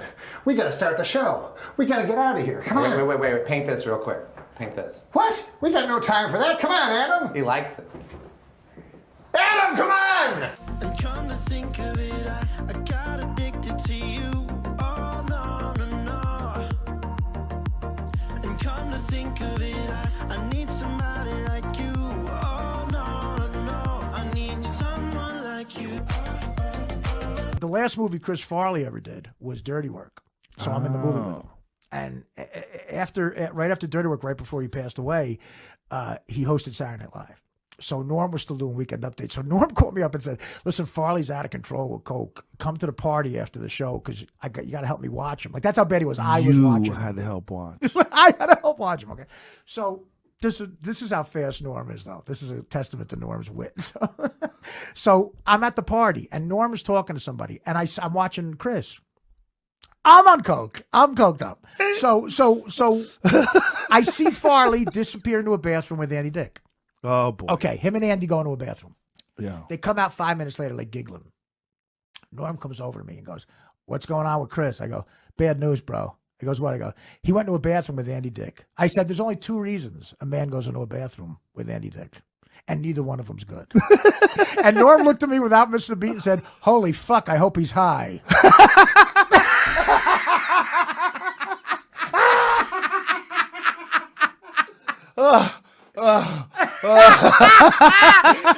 You see Norm say that? He goes, "Holy fuck, I hope he's high." That's a great impression of Norm. Holding his stomach. Good news, he was high. He's got a little Andy Kaufman in him, Norm. He likes to frustrate, titillate a little, but then periodically he'll say something like, "I feel sorry for the homeless guy's dog, because the dog's thinking this is the longest walk I've ever been on." I give a guy some money out there, a homeless guy in the street, and this is a kind of odd thing. He had a dog with him. You ever see this? He's a homeless guy, but he's got a dog. That kind of odd there. Guy got no home, but he's got a dog. And the dog's really thrilled with this idea, Dog's going, "Hey, pal, I can do this by myself pretty well here, The longest walk in the world you got me on here. What the hell? What the hell kind of a thing? What the deuce? One time we were in the office doing update stuff, and there'd been a news item about there was going to be a newspaper for the homeless, and so we were thinking about doing some of that. So we started improvising. It was more of a scene, not something we could do on the segment, but it was like a tough kind of Perry White kind of editor going like, "You, Miller, I want 500 words on going to the bathroom in your pants. You, Immel, give me something. Give me a human interest thing on urine stain magnet. You, was that kind of thing. Yeah. And like a lot of like photos, maybe some, a little human side, what are, pets, that kind of thing. And so nothing came of it, and I sort of forgot we had the conversation. And then the first meeting we have after the summer, Norm comes in and goes, hey, Downey, remember that, that thing we were talking about there with the, remember that thing with the newspaper for the homeless, that thing, the homeless newspaper? And I go, yeah. He goes, yeah, well, I was out in L.A. and I was asked to do this benefit, for the coalition to feed the homeless, and, and I'm going, no. And he goes, yeah, I did that bit, They hated it. Hated it. All right, you tell me now. That's the Andy Kaufman part of the joke, or is he actually surprised that they hated it? That's what I can't quite figure with. I know. Jimmy calls in here periodically and says that he has bought a puppet and he wants to work material out on the show. And I'll say, well, tell me about the puppet. And it's an old man puppet who's a Holocaust denier. And it's obviously just Norm sitting at home talking as Norm. He makes no pretension to a puppet voice. I know. And I think he's Andy. I don't know. I view a lot of Andy Kaufman in there. I heard a joke. Yeah, there you go, Norm. You got it. How would it take by the night monkey? All right, hold on a second. Go ahead, Norm. No, I'm terrible at telling jokes, but a guy, he gets a genie or something that gives you wishes in a lamp, right? Yes. Right? Yeah. Okay. And so he's like, oh, no, that's not it. He goes to his whole head is a giant pumpkin. That's how the joke starts. Mm-hmm. It's like a giant pumpkin, and then his friend goes, what happened? He's like, I found this genie in a lamp, and he gave me 3 wishes.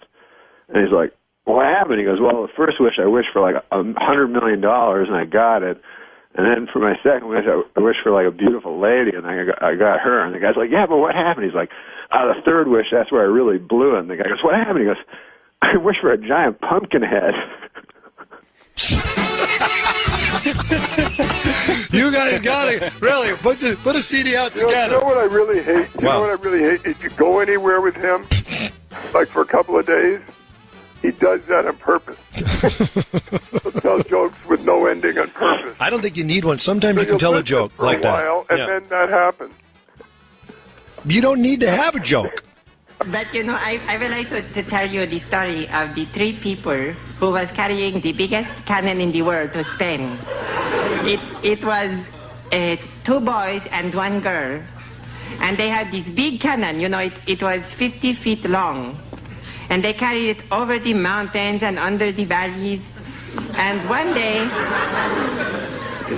day they get to the top of the highest mountain in Spain. So the first boy, he point this cannon to this castle, you know, to shoot. You know, because, because he was the boss, you know, so he want to point it. And he turned to the second boy and he say, all right, hand me the cannonball. And, you know, but the second boy, he say, I thought you had them. So wait, so listen, wait. So, listen, wait.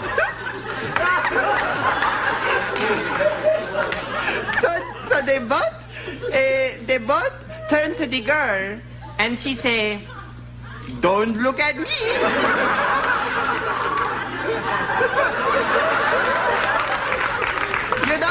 You know, because they forgot to bring the cannonball.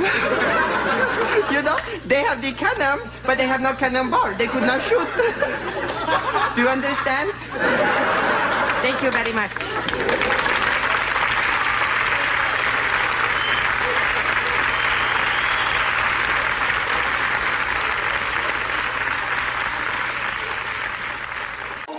These broken pieces I hold in my hands don't have a chance to mend at all. Before they get thrown into chaos again, I try to pretend I'm whole enough to stand in this world so unsteady. I'm sorry. I'm sorry. You didn't have to do that.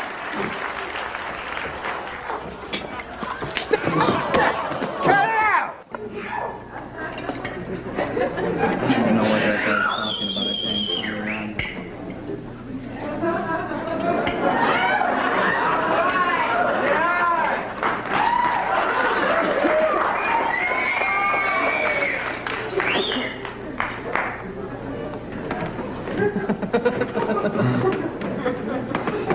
You know what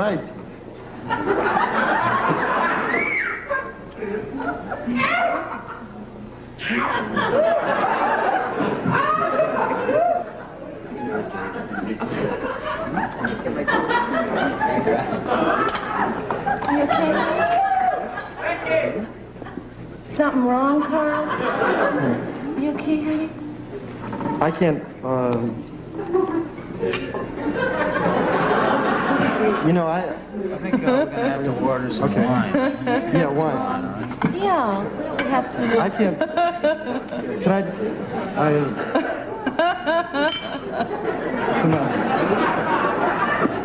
Just say it. I can't play, I can't play stoned. I feel really stupid. You feel stupid. She's great. She's great. You feel stupid. I feel very stupid. You feel stupid. I feel great. Well, let's have some bread. Yeah. Yeah. What? I feel stupid. You feel stupid. I feel very stupid. No, because where are you going? Well, I don't know. I think I'm gonna.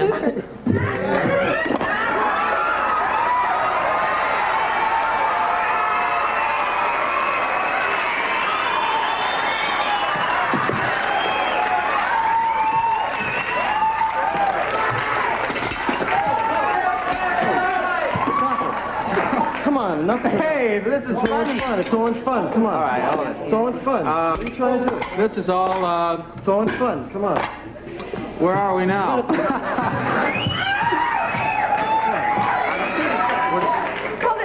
Cut out. Cut out. So you cut it out. But why do you have to push this in my face? And why do you have to push this in my face? I'll put it all in your face. Big in the show. That's why. Why? Okay. So what do you have to? So what do you have to? What? What?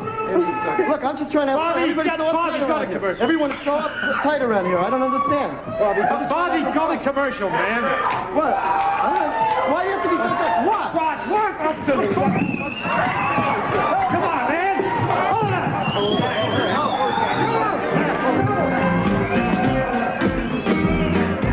Bahrain.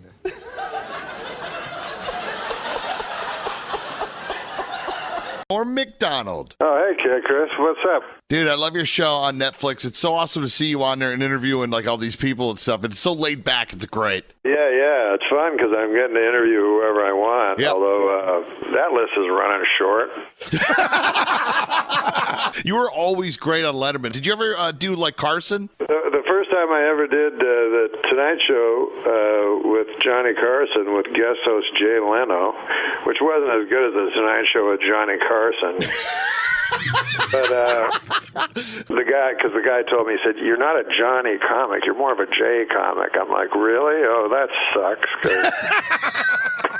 But anyways, Barry Manilow was the other guest, right? So he has these people that follow him around everywhere he goes. Yeah. It's all these old ladies and stuff. So the entire crowd was filled with Barry Manilow fans. It was the first time ever doing the show. So right before I'm about to go on, Doc Severinsen, the band leader, right? Yep. He goes out and he goes, folks, after the break, we'll come back with a comic. It's Barry Manilow's favorite comic.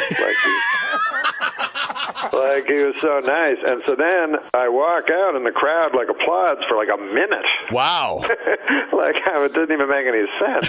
And then they just laugh wherever they feel they should. You know, sometimes it was halfway through a joke. And that was Barry Manilow's favorite comic. So when you get a call like the Tonight Show saying we want you on there and you're all excited, then they go, it's the night that Jay Leno's hosting. You were bummed out? Oh yeah, it was this guy. It was this. His name was Jim McCauley, and he booked the Tonight Show. So I got to L.A. I was like, I'm gonna be the last guy, the last comic that he anoints, Yeah. And I was like doing spots every night, and then saw me after the show, and he goes, well, you're more of a J comic, and I'm like, well, what is that? What does it mean? And what does that mean? He's like, Jay's taking over. I'm like, no, I know, but I'm like, it'd be cool with Johnny, and he's like, well, if Jay, if you do good with Jay, Johnny will watch, as if Johnny's going to watch, on his day off, like the guy he hates, Right. So it was depressing to get the Tonight Show with guest host Jay Leno. Yeah, I watch, like a Seinfeld show and stuff, and him and like Gary Shandling really get excited about the whole thing about being on Carson, and I guess I understand that whole thing because like for me to go on to go on Stern. To equate it to that as far as radio. Yeah, but I mean, that's the closest I've ever been, actually. Well, Letterman or Stern. Right. Now, I've heard you on Stern. It's great. Yeah, it's fun. It's great going on there. You always phone him about something, and he's like, I hear you're getting fired again. That's awesome that he's heard that. Well, yeah, I mean, that's. I think that's the only reason why a lot of these comics will do our shows because they heard me getting fired on Stern. No, he is the coolest. Are you going to do another special? Yeah, I'm going to do another kind of a different type of special. What do you mean? But, well, I haven't quite figured it out yet, but when I do, you'll be the first to know. Good. If Norm was going to build his super team of like a comedy tour, who would it be? Who would you have on that tour with you? Oh, I picked Brian Regan. Oh, yeah. Mm-hmm. Well, there'd be three. So it'd be Brian Regan, me, and Chris Bosch. Yeah, he's hilarious. Oh, yeah. No, he's more of just his face. Yeah, he looks like a Simpson. Right? Looks like a velociraptor. Yeah, he does. A raptor. He does. You know what was funny is the other night I was watching when you had Bob Saget on your show, and I videotaped it with my phone. He said it to all of us. Yeah, I said it to all my friends about the part where you guys were doing the joke thing, and you see, whenever you start talking about black weed, Saget gets so uncomfortable. Hilarious. Saget is funny. If you hang out with Saget, he's so famous because he had those two shows that were so gigantic, Yep. Yeah. So anyways, everyone recognizes him everywhere he goes. Everywhere. All they ever say is, you're Bob Saget.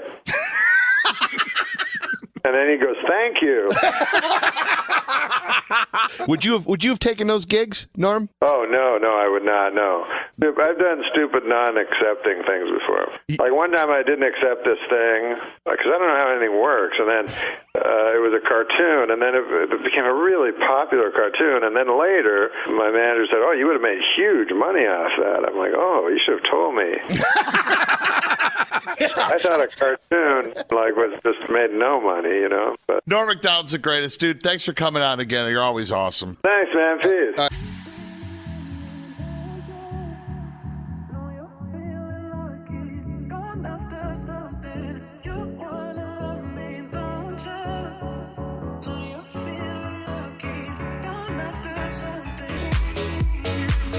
Hey, this occurred to me today. ID, which I had to show it again.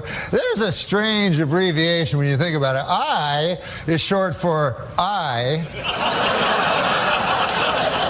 And then D is short for dentification.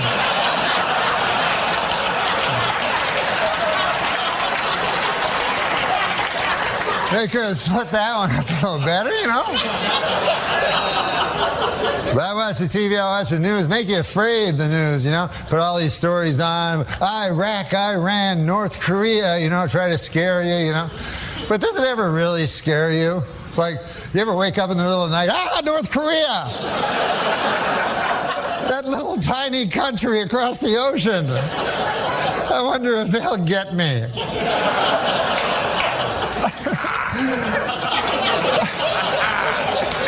Plus, didn't MASH settle that like 20 years ago? That's the great Norm MacDonald here on the Kid Chris Show. I watched because I went down that rabbit hole after I watched the clip, and I watched him tell the moth joke. Right. And, you know, it's interesting. It reminded me, my dad told jokes that way. He was just so inherently funny. Yeah. That a 2-minute joke takes 10 minutes. The punchline is the least of it. You're going on the journey. And that's the same thing with Norm. It's like, I don't care how long this takes. No. Because it's just fun watching him tell a story. I hadn't seen the moth joke since it aired, and I had no memory of it. And he's so delightful doing it. You just... Yeah. And you totally almost forget that it ride. was a joke even to begin with. It's like, oh, I don't even remember what the premise was anymore. Yeah. He's such like a disruptor. Like the night of the moth joke show, I remember I was walking off, like act one, we do all the comedy stuff. And then I have to go off stage and we go edit, you know, pull it up or tighten it or whatever. I go back to the edit room and I left the studio. And I'm walking in a hallway, and Norm's being brought the other direction to be the guest. And I know him only to say hello, like in a very superficial showbiz way, not at all. And I had my arm in a sling because I broke my arm. And he's like, hey! It was like an excuse for him to just stop and start talking to me. And he just started going, yeah, you know, my uncle broke his arm, and oh boy, and he started going into this long story, and I'm like, why is he doing this? And then I realized, like, the stage manager and the segment producer, all these people were around him, and they were trying to hustle him out. Just, you know, the commercial break was ending, and I swear, I was thinking, like, he's just doing this to bust their balls. Because he just went on a monologue for, like, 2 minutes. And they're kind of like looking at their watches and freaking out. And I was like, I think he just loves, he's disrupting. Pushing people's buttons. Yeah. Yeah. Yeah. You do tell the moth joke in the book. You told it on the Tonight Show with Conan back when he was doing the Tonight Show. It was it's a long kind of joke. And just a few months ago, maybe about a year ago, it kind of got revived online, and people were putting it up online, calling it the best telling of a joke ever on television. But Norm, that seemed to me like you were experimenting there. You were trying to experiment with, you knew the punchline and you knew the beginning of it, and you knew it was a pretty straightforward street joke, but you wanted to experiment with how to get from one point to another. Yeah, it was both an experiment and it was an experiment born of necessity, because Conan told me I had to do a second spot, which he'll sometimes do. But I said, I don't have anything else to say. I have nothing left to tell you. And so then I thought of this joke that Colin Quinn had told me, this street joke. A moth goes into a podiatrist's office, and the podiatrist's office says, what's the problem? And the moth says, what's the problem? Where do I begin, man? He goes, I go to work for... That was just a two-line joke. It was just a, one-liner times two. So then I thought, well, how can I do I started thinking during the commercial, is it possible to do a one-liner for an entire 6-minute segment? So I thought if I can put in between this very a little boy's joke, just a set of horrifying facts laid end to end, then it could make the sweetness way funnier at the end, because they'll have completely forgotten where I was. And so it ended up working by fluke, like often things will when you're experimenting. I need your love. You free my mind. I need your love. Yeah, you free my mind. It's Doc. Sometimes I feel like a spider, even though I'm a moth, just barely hanging on to my web with an everlasting fire underneath me. I'm not feeling good. And so the doctor says, Moth, man, you're troubled. But you should be seeing a psychiatrist. Why on earth did you come here? And then the moth said, because the light was on. And then what happens with the computer is that people put things on the computer and they live forever. He passed away, I believe, the day before Yom Kippur. And the Yom Kippur services started, and I'd been watching a bunch of old Norm MacDonald videos. And as the rabbi began to speak, I started remembering Norm MacDonald punchlines, and it really went poorly for me that Yom Kippur evening. Finally, folks, next week, Jews everywhere will be celebrating the holiday of Yom Kippur, or as non-Jews refer to it, Wednesday.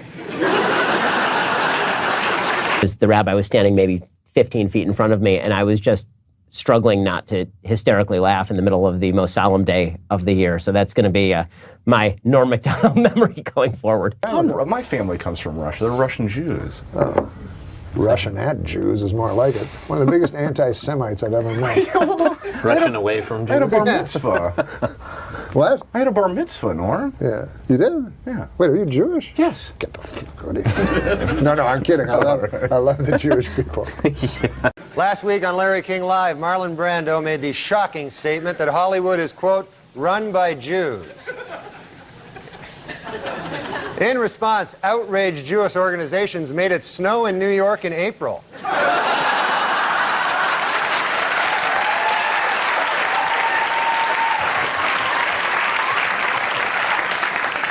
Well, earlier this week, actor Marlon Brando met with Jewish leaders to apologize for comments he made on Larry King Live.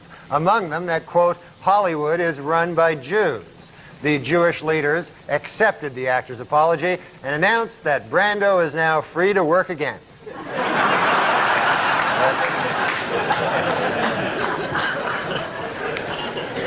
While in England, where he spoke at Oxford University, Simpson had defended actor Marlon Brando's criticism of Hollywood Jews.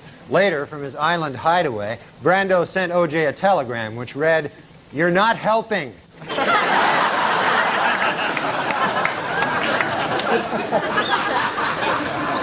In Cincinnati, is Cincinnati Reds owner Marge Schott an anti-Semite? Well, it is beginning to look that way. According to a report out today, on the entire Cincinnati Reds team, there is not one Jewish player.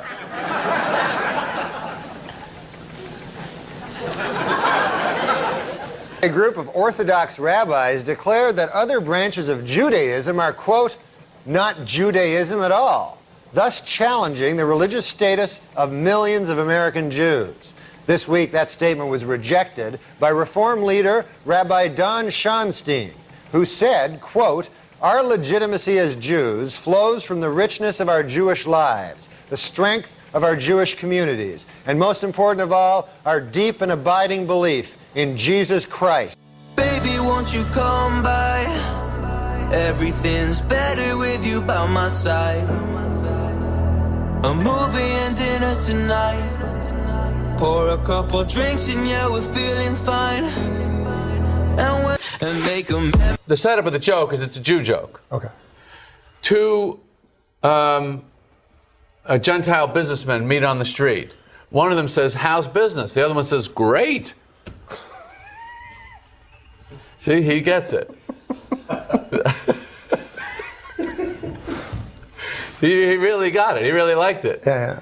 So the joke is about who doesn't get it. He's Jewish, he gets it. Yeah. You're not, you don't. But I don't believe he got it. Oh yeah, he got it. He got it. Can we find out? Yeah. Yeah.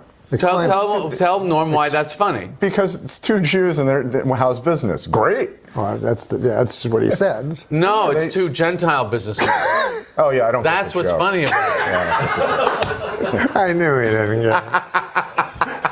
I can spot fake laughs.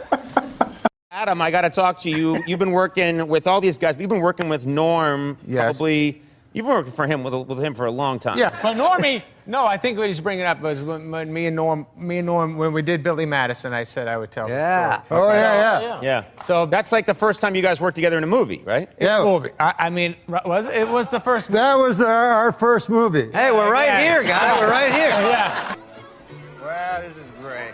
When I graduated first grade, all my father did was tell me to get a job. Hey, you want to feed that donkey some beer? Get it all messed up? Maybe later. Yeah. Yeah. So Norm and I did the movie, and Norm is we didn't know each other's acting style. Yeah. Right. So me and Norm are best friends in the movie, and we're out at the pool. We're doing a pool scene. I'm Billy Madison, of course. So old Billy's gonna talk to you and Frank. I played Frank. You're gonna turn and clarify everything. I get nervous with Normie behind me, but Man, why did I have so many drinks I can't remember? What's today? October? It's Nudie Magazine Day! So anyway, I'm doing a scene with Norm at the pool, and I tell him, I say my line. I think I did it very well. And then I'm like, let me see how Norm, ping pongs this line back. and so there was a little bit of a delay, and I was like, old Norm likes to take his time. Yeah. And then maybe it's an acting technique, right? Maybe he's going deep for this. Yeah, right. And then I'm waiting a little longer, and I'm like, wow, he's really milking this one. And then a few more seconds, I noticed old Norm was sleeping. Right? Remember that? I got Yes, sir. You fell. Oh, man, Billy, I just thought of the funniest thing.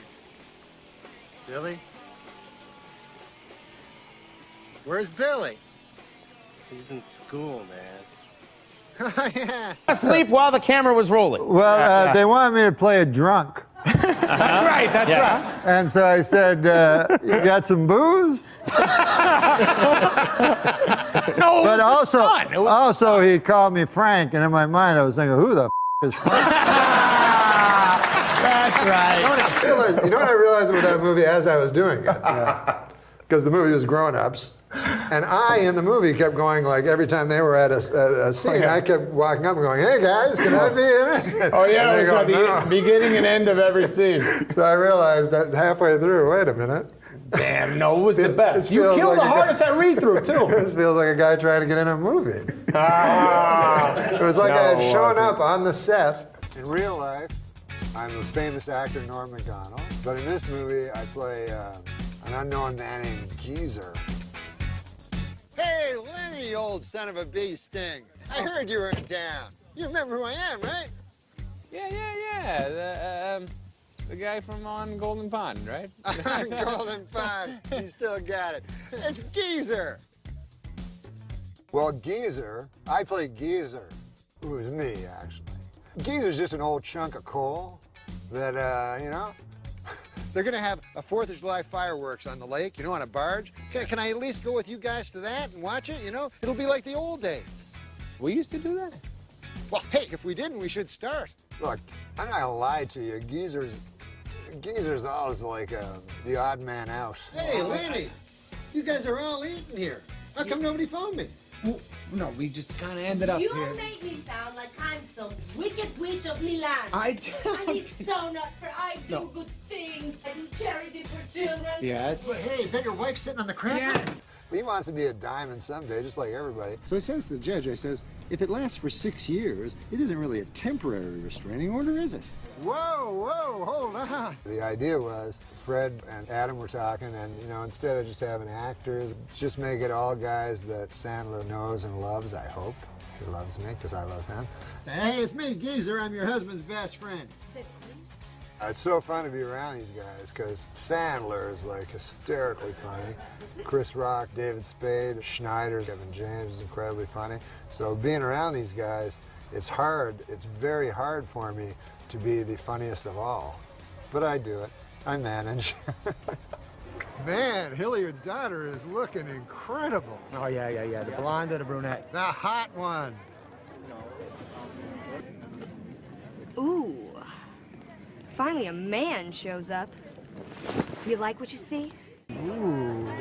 Yes. You're gonna have to catch it. Well, I gotta go. I hate to leave you, but I'll chase him to the end of the earth.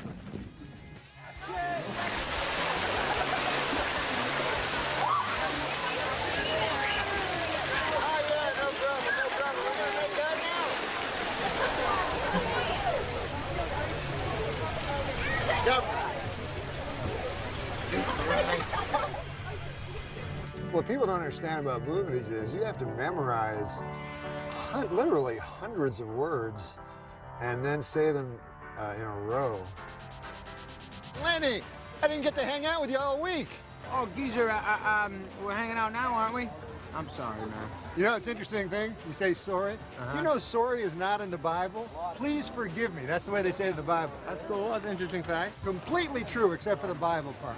So it's fun to be able to improvise because it's so hard to remember words in the order they're supposed to be. Hey, what about they're going to have a 4th of July firework. Listen, it's not as hard. It's not as hard as coal mining, but it's actually harder than coal mining. But I like to say it's not as hard as coal mining because it makes me sound like a man of the people. It's actually much harder than coal mining. Those coal miners, man. Huh. What do you call a kangaroo wearing sunglasses? Beats me. Usually on movies, you have to work with actors, and that's not that fun. But when you work with your old buddies, that's the coolest, yeah. Since when do you guys stand in lines? Don't you remember what you used to do without me all the time? Backdoor shuffle. Yeah. We really gonna do this? Backdoor shuffle. Hey, come on. Should I come along? No, you just stay, keep our place in mind. I'll stay here. Okay, I'll stay here then. Ladies and gentlemen, a sad moment in grown-ups history. We're saying goodbye to Norm MacDonald.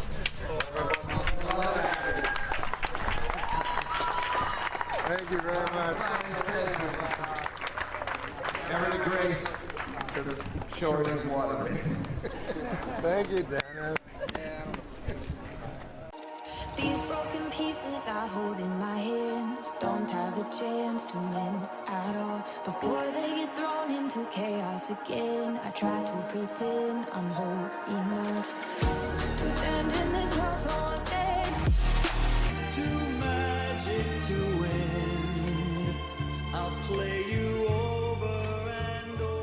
We're talking to Courtney Thorne-Smith, who recently came into the news because of her 1997 appearance on Conan alongside the late, great Norm MacDonald. People resurfaced that clip and the way that everything went off the rails, and it went viral. Again, yes. Yes, it's always been a popular. It's just a classic Norm MacDonald clip. He's so funny. It is, and it builds really perfectly. It's like a comedy masterclass. But so how did that feel? I mean, you said you just watched it again this morning. How did it feel watching it? It was so much fun to watch it. I remembered it as being great fun. And I remembered, normally after a talk show appearance, it's kind of like, was it okay? I don't know. It was fine. You know what I mean? But I remember just having so much fun because I'd just been out there laughing. Right. And then people would say, was that okay for you? Was that okay? And I thought, right. To me, watching it, I thought I just looked like someone who was having a wonderful time. He was making me laugh so hard. Conan was perfect. lovely. Yeah. Well, I authentically was having a great time. I mean, so I thought, so interesting that people say, and Conan, of course, was like, are you okay? Are you okay? I was like, did you not see me? I was laughing so hard, I was crying. I couldn't even breathe. I just thought and I watched it afterwards. And also I've seen him over the years. I'll run into him and they'll check him because maybe a show had just went on. But I watched it and I thought, I was there with Andy and Norm and Conan, and I thought, what a heavenly place to sit. Like, if someone said you get to have dinner with those three guys, we'd say, are you kidding? And you would expect to just sit there and laugh. You wouldn't expect to have deep conversations. You wouldn't expect to get a word in edgewise, but it would be delightful to just sit and laugh. And that's how it felt for me. And that's exactly what happened. That's yeah. exactly Well, I think that's what people are responding to is you weren't able to get a word in. It was just Norm was a steamroller, and he was. Yeah. The second there was a pause, I think after a while, both it seemed like you and Conan were kind of like, he's coming back in 3.2 seconds and go. And he just kept interrupting. Had you met him prior to that taping that night? I don't think so. Right. I almost think, in a way, it was like, I almost felt like he was trying to flirt with you on camera is that a crazy thought? Just that he was, I think he was trying to impress Yeah, like you. it was his mating ritual. Well, I hadn't remembered until I watched it again. He said in the beginning they had a crush on me from the Tom Snyder show, which is also hilarious. So it started off on this lovely note. I mean, you can't, it's not going to get much better than that. He suckered you in with that, and then it was like... I don't mind being teased. That's how my family communicates. Right. That's how my a group of girlfriends I've been friends with for 30 years. To me, like a generous, loving tease. Now, if he was saying something mean about me, it would have felt differently, but he wasn't. No, not at all. It was just funny and light. Well, you were a guest on Late Night 6 times. So this was somewhere in the middle there, which made me happy, too, because I was like, okay, at least you had some other normal appearances on the show as well. Where you got to talk. Where you were allowed to talk. Yes. Be interviewed. It wouldn't have bothered me, though, because, like I said, talk shows. It's this very strange thing where you have to talk to a pre-interviewer and you have these set stories and the host sets you up. And Conan's so good at this because even though it's set up, you still feel like you're having a conversation. When Norm started going, it just felt like a relief to me. It was like, oh, great, especially when we were talking about chairman of the board, because, that was not, say, a project of great pride for me, and I had to promote it. And I think I was there to promote it, but Conan started with Melrose Place, because he probably thought that was more interesting, and then went into chairman of the board. And I was so happy when Norm took it and ran with it, because I didn't know what to say. Like, it's one of those things, it read as funny, I had high hopes for it, I did it, the experience wasn't great, and I thought, oh, this is not going to be what I'd hoped. Like, you thought, you never know, this could be amazing. I'm sure that happens a lot, where it's just, there's so many levels at which things can go wrong, and, even in editing. Yes, and look, granted, you're doing Carrot Top's first movie, you might say, you might have had an idea. But, you also don't know, like, Courtney Cox did The Pet Detective, and, that was with a relatively unknown Jim Carrey, and that turned out amazingly. So I thought, you never know, but I should have thought, that probably doesn't happen twice in a row. In the same year. Probably something you finished filming like a year earlier, so you probably were like, oh, my God, I did that movie. I've got to talk about it now. I forgot I did it. Yes, I think I kind of hoped it would kind of fade away. And then they said, you have this in your contract. You have to go promote it. So I went on Conan, who's a very safe place for me. And like I said, he's my he was my favorite host. I felt the most comfortable there. And it was 1 a.m, so there was no pressure. It was 1 a.m. Well, the whole show felt, him. He's so lovely as a person and he's so irreverent. And I thought, well, I can just go in here and have a nice time at least. And then I'll be done. I'll do my duty. And then, Norm started, and it was just a gift. It was just great. You do it. You do it. Rock on. And I got to just sit there and laugh. I was beside myself. I was so happy. That's great. And he did really get word out on the movie. I know. I was going to say, it was probably the best promotion that the movie got. wasn't really. It wasn't great promotion, but the movie wasn't going to sink or swim based on promotion or not. It was just, it was going to sink is the truth of what was going to happen. And, but I got to have a really fun talk show appearance. And it happened once before. I did the Tonight Show, and I was talking about my sister's wedding, and I did a bit about my dad telling a joke as we were walking down the aisle, and Don Rickles was there. And Don Rickles started riffing on my dad being insane, and why was he at the wedding? Shouldn't he have been in a home? And he just went off on my dad, and people said, was your dad upset? I was like, was my dad upset? It was a highlight of his life. He never stopped talking about it. Don Rickles teased him.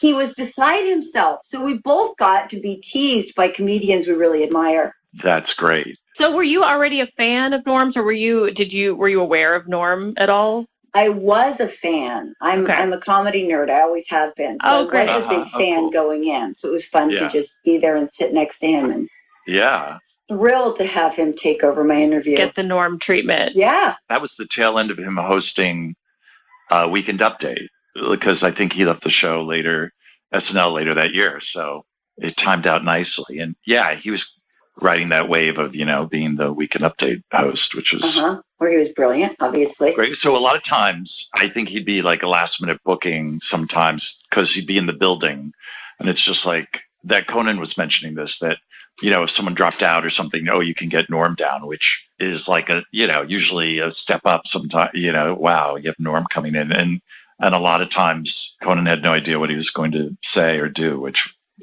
made it all exciting. And he could trust him, right? He knew it was going to be funny. Right. He knew it was going to be interesting. Well, also, don't you think, I feel like he works on a different time frame than the rest of us. Yes. Right? Like, that's one of the great things. His timing is so funny. And when you said, in the interview with me and Conan and him, he was like, there'd be a pause, and then there'd be like, he would come in at just the end of the pause. Like, his timing was so extraordinary that you never knew when you were talking to him when the break was going to be, when the punchline was going to be, and you don't care. You just kind of go. And he did, I saw him on Comedians in Cars Getting Coffee. Yeah. Right. I felt the same way. I thought, he's just having a lovely time. He's just in the moment, in his own world, his own time, having a wonderful time. He doesn't seem nervous. He doesn't seem like he has to perform. Right. Yeah. That's a really good point. He'd take over and change the timing of whatever was going on, and kind of turn it in, you're right, to Norm time. Norm time. Yes. And you were literally kind of had to just be in his thrall and go along for the ride. And he would always just, stick the landing. It was always great. Because he was so interesting. Like, it wasn't, I didn't feel like I was fighting for stage time. It was like he was talking and everything stopped, and we all just stopped and looked at him until he was done, because it was the most interesting thing in the room. Yeah. Right? Luckily I didn't think, he's taking my time, I need to compete. It didn't even occur to me. I just thought, oh my God, Norm Macdonald is talking. Right. This is amazing. And I don't remember any other example on late night where he would just kind of take over like that during someone else's interview. It was just... Yeah, I wonder if he felt bad after that. Yeah. I don't think so. I think but like as I was saying, when they saw the shot, it had all of us in it. Andy, Norm, me, and Conan. Yep. So it was like we're all there together, almost like we were a panel, and we were all there together. Well, and you can really see that Conan doesn't know what's coming. I mean, and I know Conan loves that too, when things get derailed, and he's like, all right, we're throwing the note cards out, and now we're just following this new thread. But yeah, you can really see it, the joy that he's like, what's about to come out, and how am I going to react to that? Well, and I think the reason that Chairman of the Board final joke is so memorable is because Conan teased it up. Like, he goes, what's the name of the movie? And you're like, Chairman of the Board. And then he just turns to him and goes, do something with that, you freak. Like, what's the movie going to be called? Really? I know what it's going to be called. Yeah, what's that? If it's got Carrot Top in it, you know what a good name for it would be? What's that, Norm? Box Office Poison. She's in it. What about my career? Courtney Thorne-Smith, the girl sitting to your left, is in the movie. I'm going to go see it for Courtney. There's this movie coming out. Yes. Title undetermined at this point. Chairman of the Board. Oh, all right. Do something with that, you freak. I bet the board is spelled B-O-R-E-D.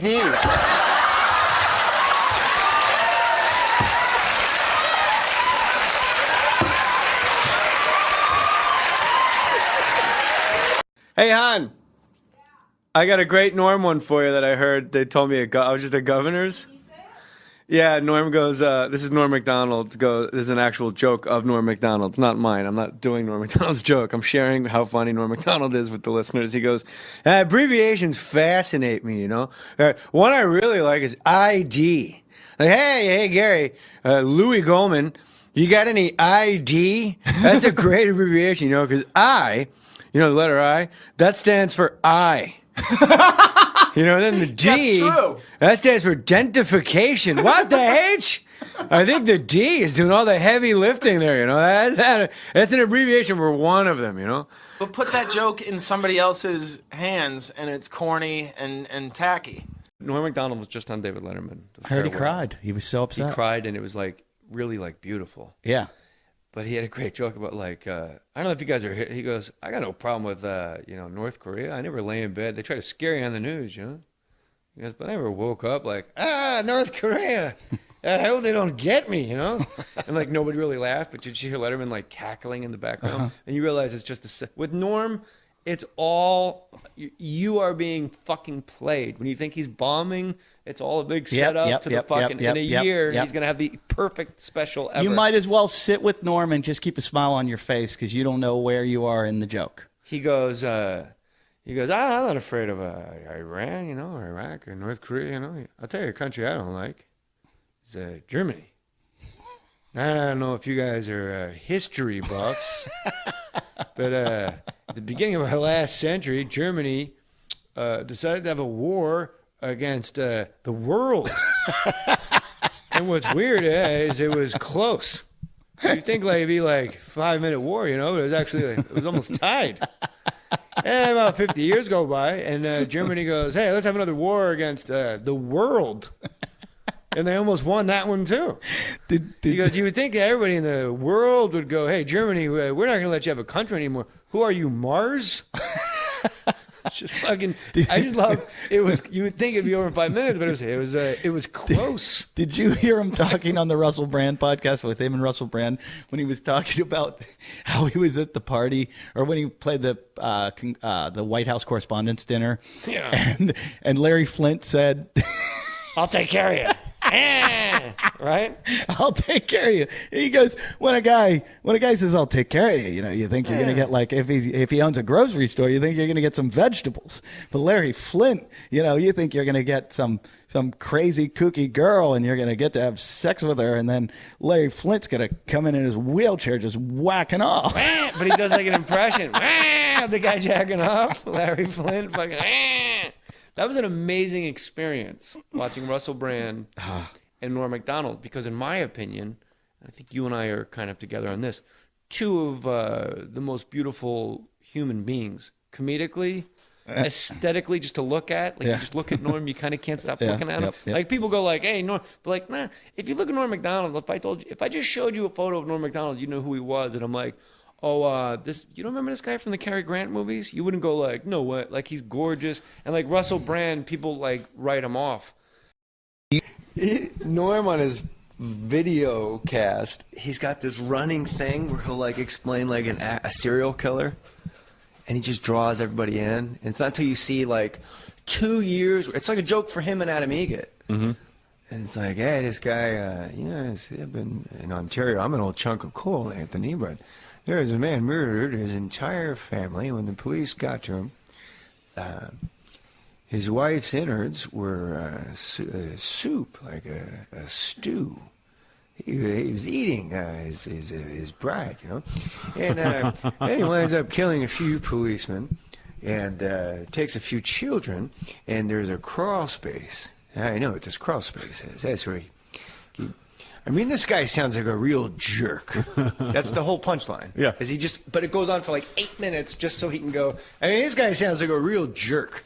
But we all had to pitch to Lorne, and then I realized early that I would pitch all like my real ideas and like I wanted to impress everybody, and I would give like, and then this happens, and then this is the joke, and then this is, and the big twist is this at the end. So then when it got to the table for table read in front of like 40 people, no one laughed because I did the sketch in the room, and then I realized like a couple months in there was the art of the fake pitch, and like Kevin Nealon and Norm Macdonald, it was like a contest every week to see who could come up with the fucking weirdest fake pitch that the host believed was actually happening, and the rest of the room knew. We all knew it wasn't. Lauren knew it wasn't. That's awesome. But I remember like Kevin Nealon every week would do 2 fake pitches and go, also I have this idea where you live at the top of one of those runaway truck ramps, you know, in your house all the way up there. And just, yeah, it's like dinner time. A truck comes flying through your house, man. And the host would go, yeah, this is funny. I mean, but every week. And we would all just be laughing so hard. And the host is looking around like, yeah, that is funny, right? But we're laughing because the host is a fucking moron. And then Norm, I remember, it was Bob Newhart goes, I got this idea. People always confuse literally and figuratively. A guy will go, hey, how was that movie you just saw, you know? And I go, oh, my God. It was so funny. I literally laughed my head off. But he didn't, you know, because he's got a head still. And Bob Newhart just stared at Norm like, that's the stupidest shit I ever heard. And then Norm, like a dog with a chew toy, was like, I'm not leaving this room until, like, they fucking lock the doors like a prison movie. He's going to break him? Like, yeah.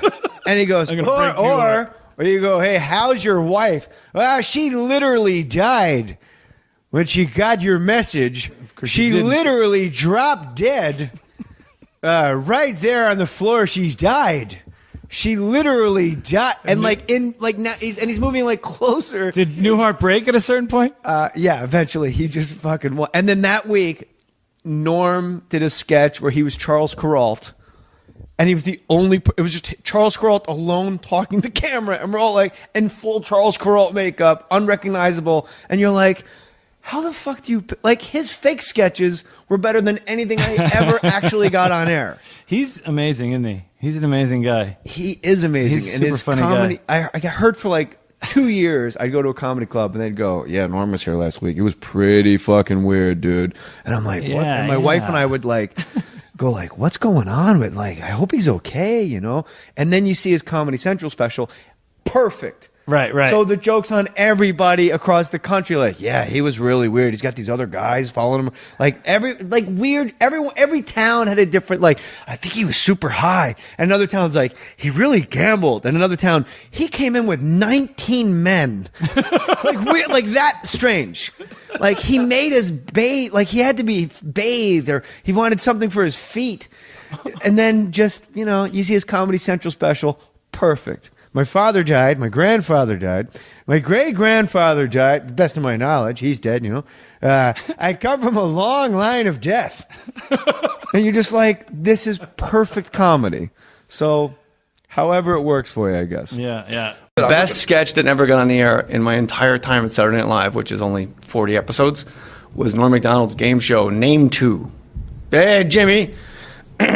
Steve Allen is in the Guinness Book of World Records for writing over 4,000 songs for that new car. Name 2. Name 2 of who? Steve Allen is in the Guinness Book. Now, Kate Bush is in the Rock and Roll Hall of Fame ballot, for being a Rock and Roll Hall of Fame worthy lady.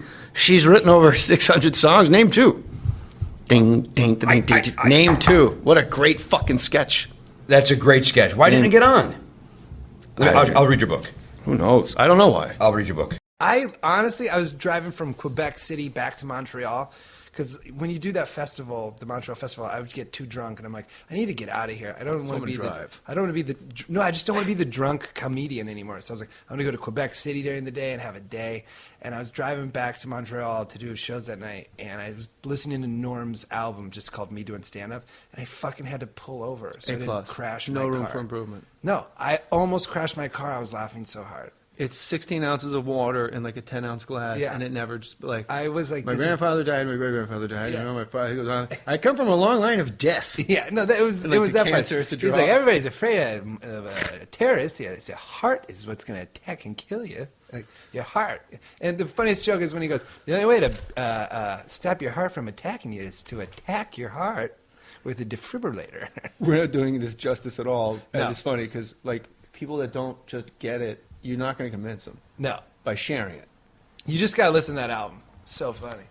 What was it like? Hey, he lost his long battle with. Finally lost his battle with courageous battle with cancer. Yeah. All right, but if he dies, the cancer dies. That's a draw. Yeah, it's such a good. Or like alcoholism's not a disease. Like my uncle's got bowel cancer. I have Yeah. searing pain. What are your symptoms? You're real happy. Sometimes I eat somebody else's disease and we fuck.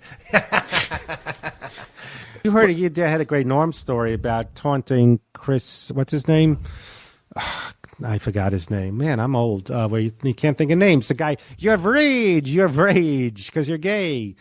Chris Titus? No, on Saturday Night Live. I don't. Chris Kattan? Yeah. Okay. And listen to his great story of doing Norm taunting Chris Kattan. Right. So your story is about another guy that has a story about a guy who had a story. That's what you're going out on. That's your closer I know. here. I've been quoting. Hey, Jim told a story about Norm, who had a story about Chris Kattan. You should ask him about it. That's your fucking big. That's your story. Wow. Yeah, I don't have big endings, but yeah. He again. You know what I get mad when the people are great.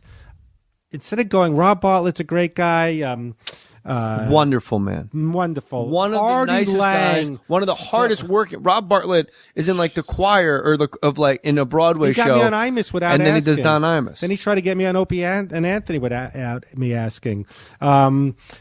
Artie Lang, what a sweet guy. Artie, a legendary episode of this podcast was in my hotel room in New York with Artie. Oh, I listened. They to brought it, up yes. pots of coffee, and you could tell who the two addicts in the room were. My wife's just sitting there relaxing and smoking. Artie and I are having like a coffee contest. It wasn't until like 6 cups in where we realized, oh, why don't we just slow it down and actually just relax? Yeah. Oh, he had a great Norm story.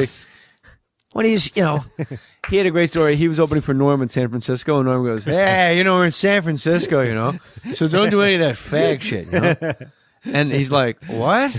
And he goes, San Francisco. There's a lot of gay guys here. They live here in San Francisco. So just when you go up there, don't do any of that fag shit. And Artie's like, all right, like didn't plan on it.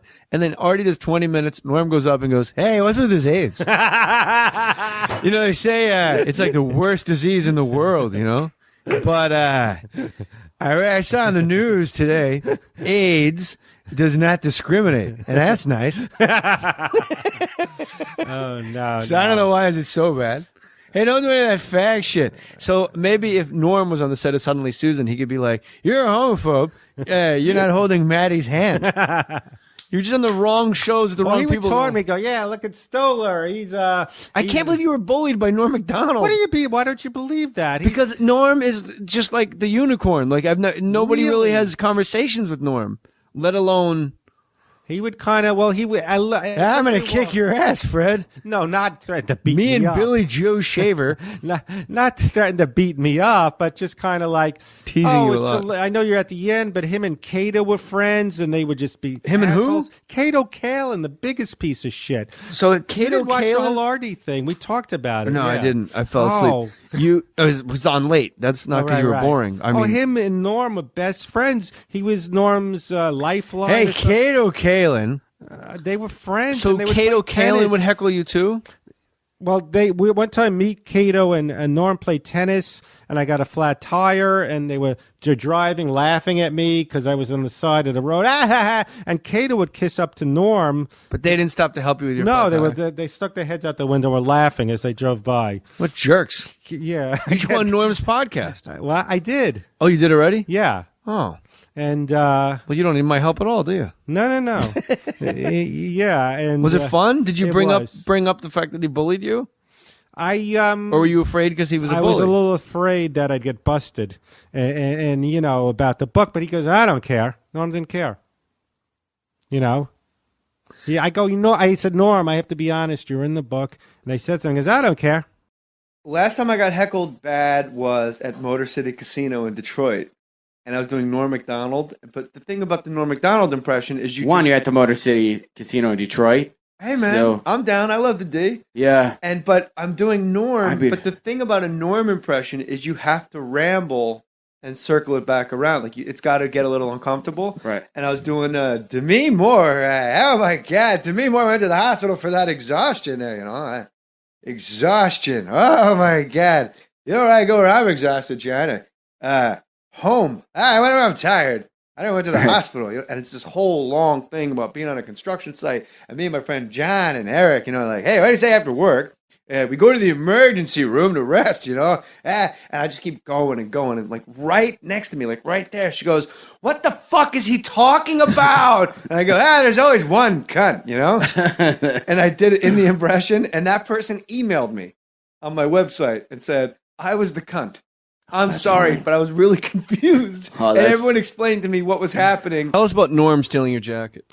Well, when I did Norm's show, this Denim, when I saw Artie Lang, he goes, hey, that's a great... Well, I'm doing Norm. You know how you do Norm? Someone did Norm. It almost sounds like Bob Dylan. Hey, how you doing? Yeah. Yeah, and growing in the wind. Yeah. Yeah, Fred Stoller, I saw Norm. It was kind of sad. I saw him.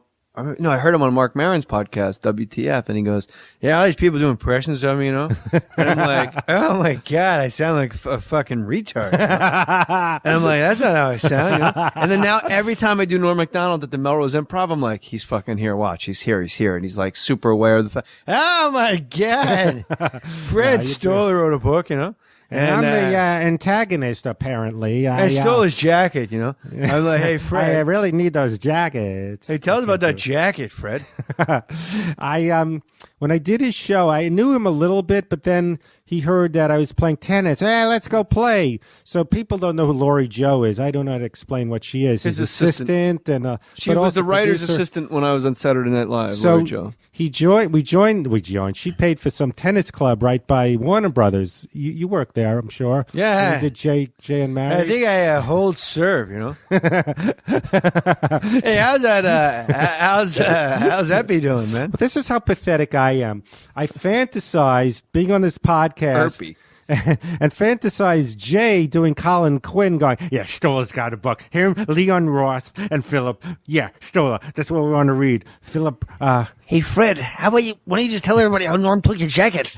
Just real literature. Oh, you just keep going around in circles instead of telling everybody. Jay's like, tell us about how Norm stole your jacket. And it's like 10 minutes later, you're like, yeah, tennis club. What is he talking about? I don't need to tell a whole like tennis story. Yakim Noah is in the corner going, even I don't like tennis as much. Jesus, Fred.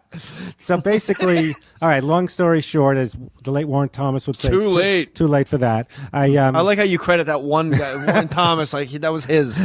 No one else? Nobody, no. Only people that age and younger. Well, he's the one who I learned that from.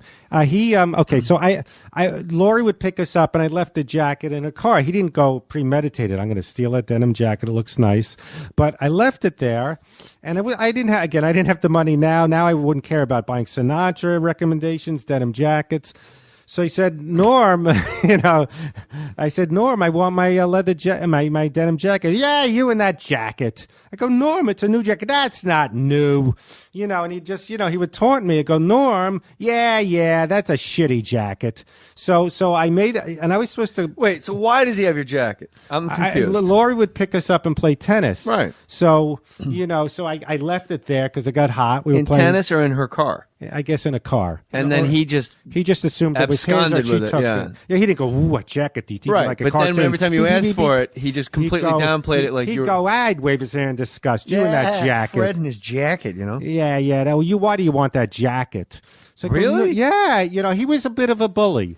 He would taunt me. You know what I always say with Norm? He wanted to be like how Stern had, Larry, the mentally challenged guy, because you can't say, hey, elephant schmuck, Rippy boy, and Lori was Robin. Wait, laughing. Is this one of your basketball leagues, or is this? I can't. This is the expansion team. That's funny. They can't get on the regular mentally challenged team. Mr. Rippy and Elephant Schlong. Should I close with Norm, a paragraph from his book about Don Rickles? Yeah, close with that. As Norm. Yes. Okay. Because it is, I was at a hotel reading that off my iPad. I laughed so hard, I fell on the ground. I don't doubt this. My wife came in the other room because she thought I was having an actual heart attack because apparently I was just making gasping sounds and kicking things over. Oh, that's perfect. You want to hear part of Norm? By the way, Norm's book, based on a true story, Norm MacDonald, is a must, and you have not read it. I haven't read it. I see it. I'm on planes. It's my next buy for sure. So it's about Don Rickles. This is Norm MacDonald's book. If you want to put a link up at jmoore.com, since Brooks doesn't sell anything, and a link to Brooks' Instagram at jmoore.com. Oh, no, you can buy my album. This is cool, right? Yeah, my album's called This Is Cool, right? It's been I out. love that album. Thank you, Jay. It's very Great nice. title, too. What a delight. Thank you. He was a big Rickles fan. He saw him on The Tonight Show his whole life, right? And he's on the set of Dirty Work, Don Rickles to Norm MacDonald. So I approached him the first day in the makeup trailer, and I introduced myself. I said, I just want to tell you, Mr. Rickles, I feel so honored that you'd agree to be in the film, and I thank you from the bottom of my heart. He shook my hand. That's very nice, Norm. By the way, I spoke to the home. Your room will be ready Tuesday. The trailer erupted in laughter, and I felt rage deep in my soul. And I saw myself in the mirror, and I saw that my face was beet red. I wasn't on any waiting list for any type of home, as Mr. Rickles was clearly suggesting, I'm losing the impression, but I swallowed my anger. And I was determined to find the real man through my own kindness and love. Mr. Rickles, I'd be honored if I could take you out to one of Toronto's finest restaurants and buy you dinner tonight. I have a better idea, Norm. Why don't you go to a shed in the desert with a rake and go brap?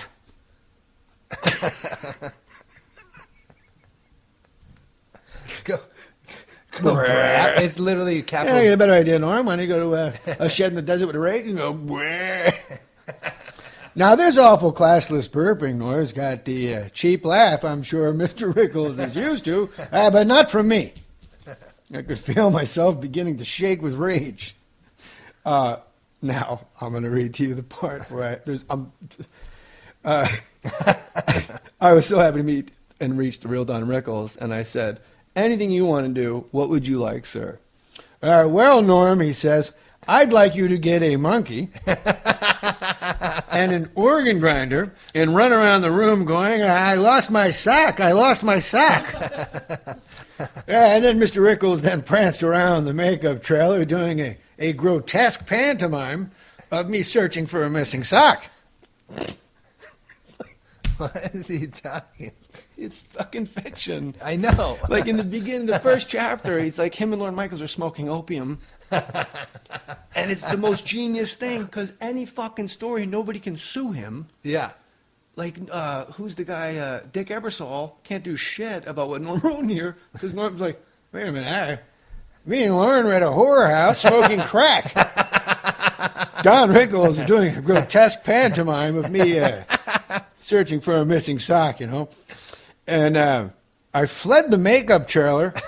I took a nice long walk trying to compose myself. I think it was the comment about losing my sock and then running around telling everyone that hurt the most. It's fucking...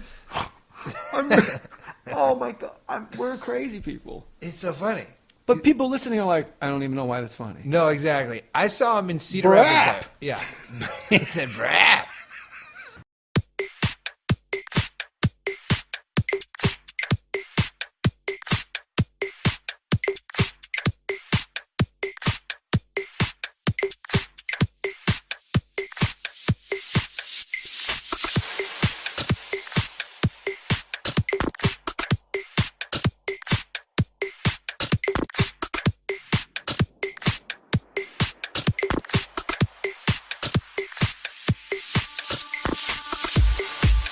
Last week at a dramatic press conference about the crash of TWA Flight 800, ABC News correspondent Pierre Salinger displayed a document which he believes is proof that the jet was shot down by a U.S. Navy missile.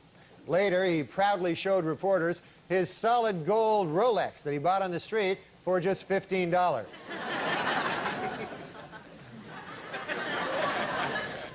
That's one ugly bastard, isn't it? Well, it is finally official. Murder is legal in the state of California.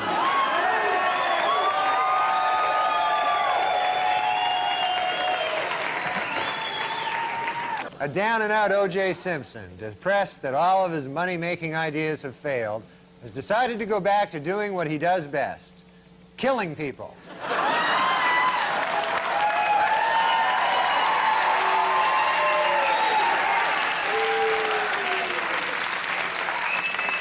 And there's Charles Woodson. How about that? Huh? What a season he had.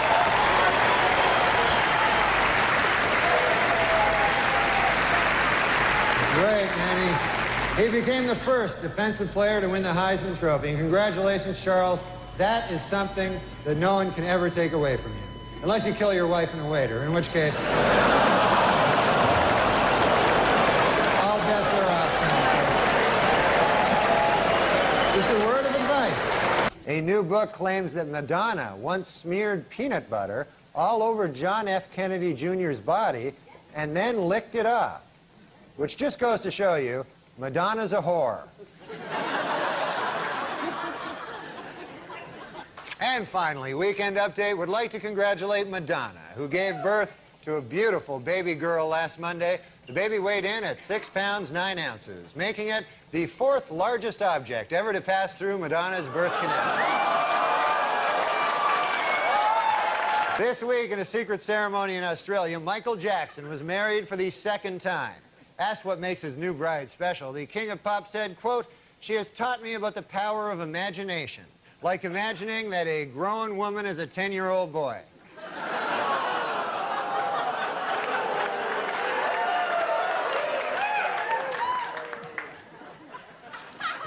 You know he's a homosexual pedophile, right? You understand? Sources report that Michael Jackson's baby is due February 27th, and it's going to be named Michael Jackson Jr. Michael plans to be with the mother during the delivery, in his words, to make up for not being there for the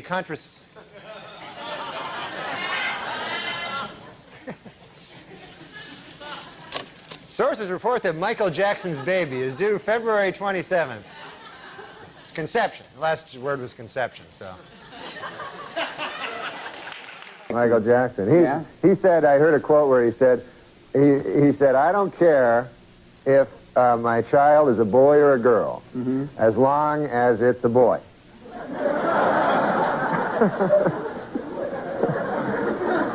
He's going to name it. He said he doesn't know what he's going to name it. He said he thinks if it's a girl, he's going to name it Sharon. Really? Yeah. And if it's a boy, he's going to have sex with it. I came in and he was supposed to be the my guide through SNL, and it turned out that he is a shit stirrer. I'm not going to guide any lady through comedy. That would take me, first of all, I'd have to figure out how a lady could do comedy. And then I'd have to... Safer drivers, men or women? Well, according to a new survey, 55% of adults feel that women are most responsible for minor fender benders, while 78% blame men for most fatal crashes. Please note that the percentage in these pie graphs do not add up to 100% because the math was done by a woman.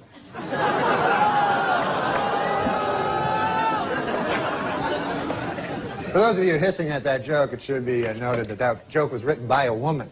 So now you don't know what the hell to do. No, I'm just kidding. We don't hire women.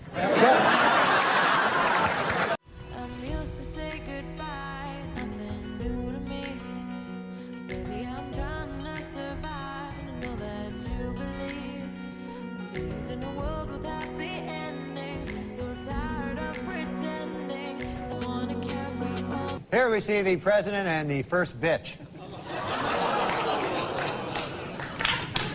Gosh, Hillary looks pretty in this photo here, doesn't she? Never realized she was such a looker till I see her here in this picture. But you see, the only way Bill Clinton, or Bob Dole can win, really, is if Bill Clinton is rocked with more scandals. You know, there's every day a new scandal comes up, you know. I heard this one today, terrible scandal, apparently. Way back when he was governor of Arkansas, Bill Clinton, apparently, he got really drunk one night, and he had sex with Hillary. Wow.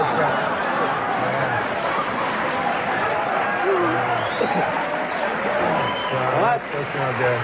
That's a shocking, shocking thing. And how long have you been married? 7 months. 7 months, which is a record. No, this is the first. I've been married, Larry, but I've never been married. Married. This is married. Married like... She's my friend, like I love her. I see. That's what Clinton says about his wife, isn't it? In Whitewater news, federal regulators quizzed Hillary Clinton at the White House this week and gave her a perfect score on the lying section. She's a dirty liar. Of course, they say the White House is haunted. Did you know that? And I thought this was kind of sad. I heard last night that President Clinton charged Abraham Lincoln's ghost $10,000 to sleep in his own bed. So that doesn't seem right to me, I mean...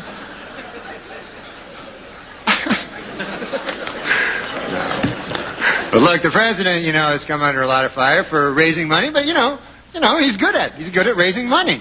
That's not a bad thing. Every president's done it. It's just that President Clinton is very, very, very good at it. Do you know he has organized in the past year over 100 fundraising dinners and over 200 fundraising midnight snacks? Did you know that? Is he laughing? Is he...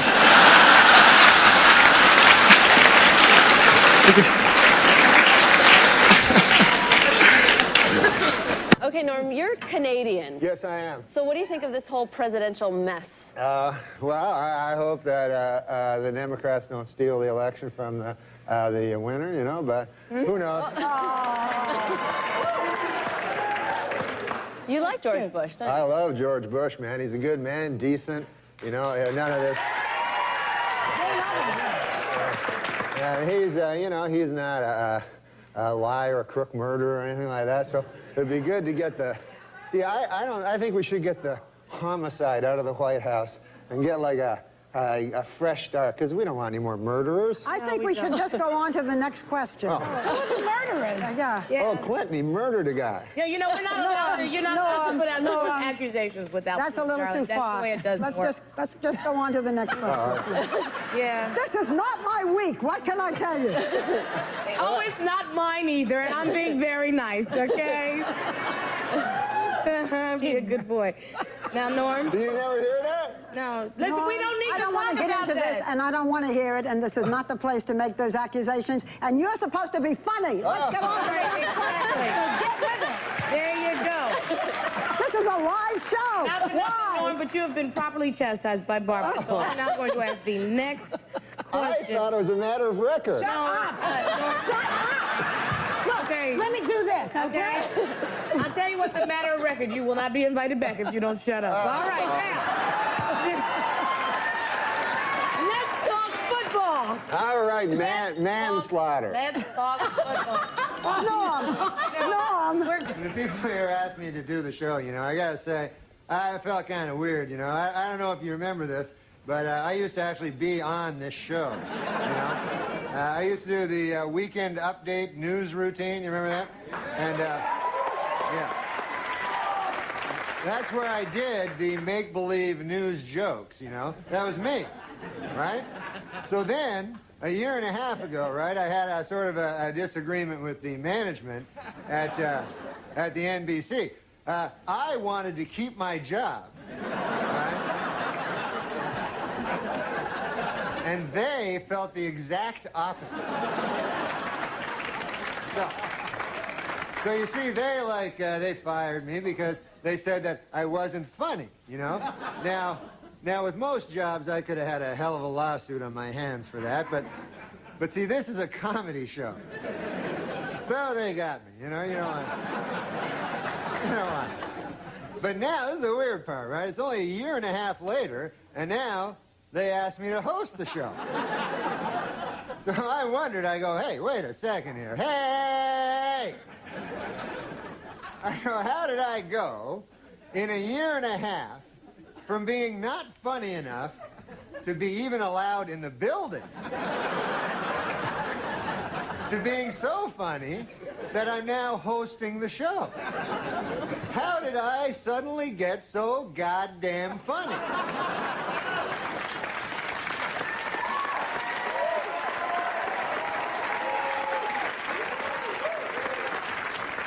It was inexplicable to me, because a year and a half, let's face it, is not enough time for a dude to learn how to be funny.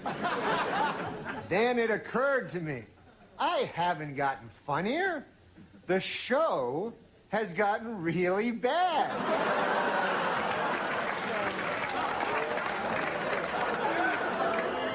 So, yeah, I'm funny compared to, you know, well, you'll see later. Okay, so let's recap. The bad news is I'm still not funny. The good news is the show blows. All right, folks, we got a bad show for you tonight. Dr. Dre, Snoop Doggy Dogg, and Eminem are here. We'll be right back. I heard you were an ass kicker, too. That's pretty fast. I heard you were a rough character. And the water. I did. I heard stories. That's man. different. No, The I water. heard stories. I heard stories about Norm where a drunk guy comes up to him at the bar and goes, "Hey, aren't you Norm?" And he's gone. He's just suddenly gone. None of this. Norm's back at the bar going, "Hey, what happened? What happened to that guy?" I was early on that Sunny in Philadelphia. I told everybody to watch it from the early right. start. And who else? Got nothing from it. And then I even phoned their agent. I said, "Hey, that's a good show. Nobody's watching it, but I like it, and I'm in TV." They never got back to me. Never did? DeVito's What? DeVito's the EP on that show. He's got an axe to grind with. Why? Because of the fist fight I had with Christopher Lloyd back in the, at the Improv. Exactly. You remember the incident. Did you witness something with Norm, with Gilbert's friend Norm MacDonald, while you were there? I did. I heard you tell this story. Well, it was it was Do you know this, Gil? It's Ian Maxtone Graham, who is he's a writer. He's written on The Simpsons, and he was on SNL at the time. He might still be a writer on The Simpsons. I don't know, but he's this big, tall guy, and he was always in his jogging suit. He was always out running and working out and stuff. So he came into the writer's room there, and Norm was smoking a cigarette, and he's not supposed to be smoking indoors at the time, But he said, Norm just light up a cigarette. So he's Jay Moore is the only one who does a really great Norm MacDonald. But anyway, he's smoking a cigarette, and Ian, said, "You're not supposed to smoke up here." And Norm said, "Yeah, don't worry about it," or something like that. And so Ian squirts him with a bottle of water, just squirts him in the face with it to put the cigarette out. And Norm took a swing at him, and they went at it, and it was pretty good for a couple of seconds. Two real tall, kind of gawky guys, swinging away at each other. And Farley broke it up. Farley just stepped in because he was, that was who he was. And, so it was, I wish it should have ended with someone going out the window, but it didn't. An entertaining 26 seconds. 26 episodes. Yeah. However many weeks you were there. Yeah, I had some fun. Was Norm screaming or yelling stuff at him while he was punching? I don't think so. Yeah. I think it was pretty physical. I think nothing needed to be spoken. Oh, yes. Yeah. No, yeah, cocksucker. Gonna fucking kill you. Herb Sargent told me that Norm punched a couple of people out there. I think it happened more than once. Wow. Yeah, I've heard that. Yeah. Yeah. He's an interesting guy. I mean, he is. He is. I think he's fabulous. I think he's very funny, and I think he's a very smart guy, and he's a very kind of sensitive guy. I mean, he just did this Larry King interview. It's on Hulu, and he's really kind of wonderful. Wow. Yeah. Well, he teared up at the last week of Letterman. He did it was so moving. That was amazing. Yeah. It was a real moment. Yeah. Well, you and I met under unusual circumstances. We did. Yeah, there was a period of time in, what year was it? 96? 96. Yeah. It was a very brief period of time. For 1 month, I was a guest writer over at SNL. Really, really wanted a job, really wanted a writing job. And it didn't happen. Right. And, but... There's still time. There's, okay. Oh, yeah. And one night I was having a soccer game, and you were an intern there, right? I was an intern. So, I was 19 years old, and I was an intern at SNL. And I was living in Brooklyn with my grandmother while I did the internship. And so she didn't have cable or anything, so I would hang out at SNL like after hours and just watch TV, and she didn't have a computer either. She was Amish. So I would just stay and work on the computer and watch television, and Colin Quinn and Norm Macdonald would always get into these like late night soccer games in the hallway. Kind of driving everybody crazy. Yeah, I mean, but as a 19-year-old, it was kind of like, this is amazing! So, yeah. Well, I was 31, and I was like, this is amazing! Okay, good. I felt the same way, because I was a guest writer there, and I would jump in on these soccer games. It would be like 3 o'clock in the morning. Yes. And people were like on deadline trying to get the scripts done for Saturday. It was like Friday night. Yeah. And I was hanging out with Norm, because sometimes I would sit in and write on Weekend Update, and Norm got into a huge fight one night. Right. In the soccer game. Yes. And it was with you. Yes. Yes. That's true. Yeah. What had happened? You were in the game as well, I believe. It was me and Norm against you and Colin. Right. And so then, at some point, early in the game, Colin and Norm had been jawing at each other. Yeah, they've been fighting. And Norm was also trying to quit smoking, so he was extra agitated. And at some point, Norm and I got into a bit of a scrum for the ball, and I wound up clipping him in the shin. And then he got really mad, like you do when you're trying to quit smoking, and grabbed me and tried to throw me across the room, which is not how soccer's played. And I pushed him off of me because I was 19 and didn't really understand like stations of power. And then we got into a shoving match and started yelling at each other. And Colin and I pulled you two apart. Right, yes. Right, yeah. Yeah. And the part about the story, I enjoy the story, but I enjoy the story, but the part I enjoy about the story is that the way one of the first times you and I ever had a conversation was about our period of time, both briefly at SNL, and I told you that story not remembering that you were the kid that Norm was fighting. Right, yeah, yeah. Yeah, and you went... Yeah, that was me, yeah. Yeah, so that's kind of how we met. Yes, yeah. This is Norm Macdonald is threatening Seth Simons on the... What does he say? So Seth Simons goes, same energy, and he posted a picture of the Joker and Donald Trump, which is like... God. Oh my God. You fucking loser. And fucking Norm Macdonald wrote, hey, you fucking piece of shit. It's you that's the Joker, a failed stand-up that kills someone who got a TV show. I cannot wait to meet you, and I will. Damn, dude. Yeah. That's so sick. That is awesome. Norm's just like, fuck you, bitch. Fuck. Is it really my fault? 'Cause you try to hit me with your pity till I can't trust, but I still push on. Got me changing my ways, trying to fix it. I'm sleeping with your wife. You son of a bitch, motherfucker! Huh? You sleep with my fucking wife? You was doing that fucking Friday night, were you? Huh? She said she's going out with her friend. Hey, could you get my Louisville Slugger for me, please? Oh, Norm, no. The Louisville Slugger. It's an American tradition, quality, craftsmanship, and pride. You can find them all when a sporting good bears the name Louisville Slugger.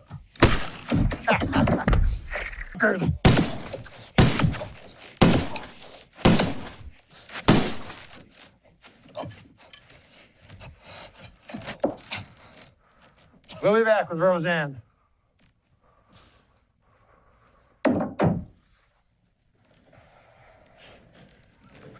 Norm what are you McDonald. doing? Judge Judy's the guest. I had an idea. Oh, you had an idea, Yeah, huh? you know- What's this? It's my nightstick. What's this? Oh, that's my real pistol. And what did I tell you about having ideas? Good. No, I didn't tell you that. I have an idea. My idea is to pistol whip you.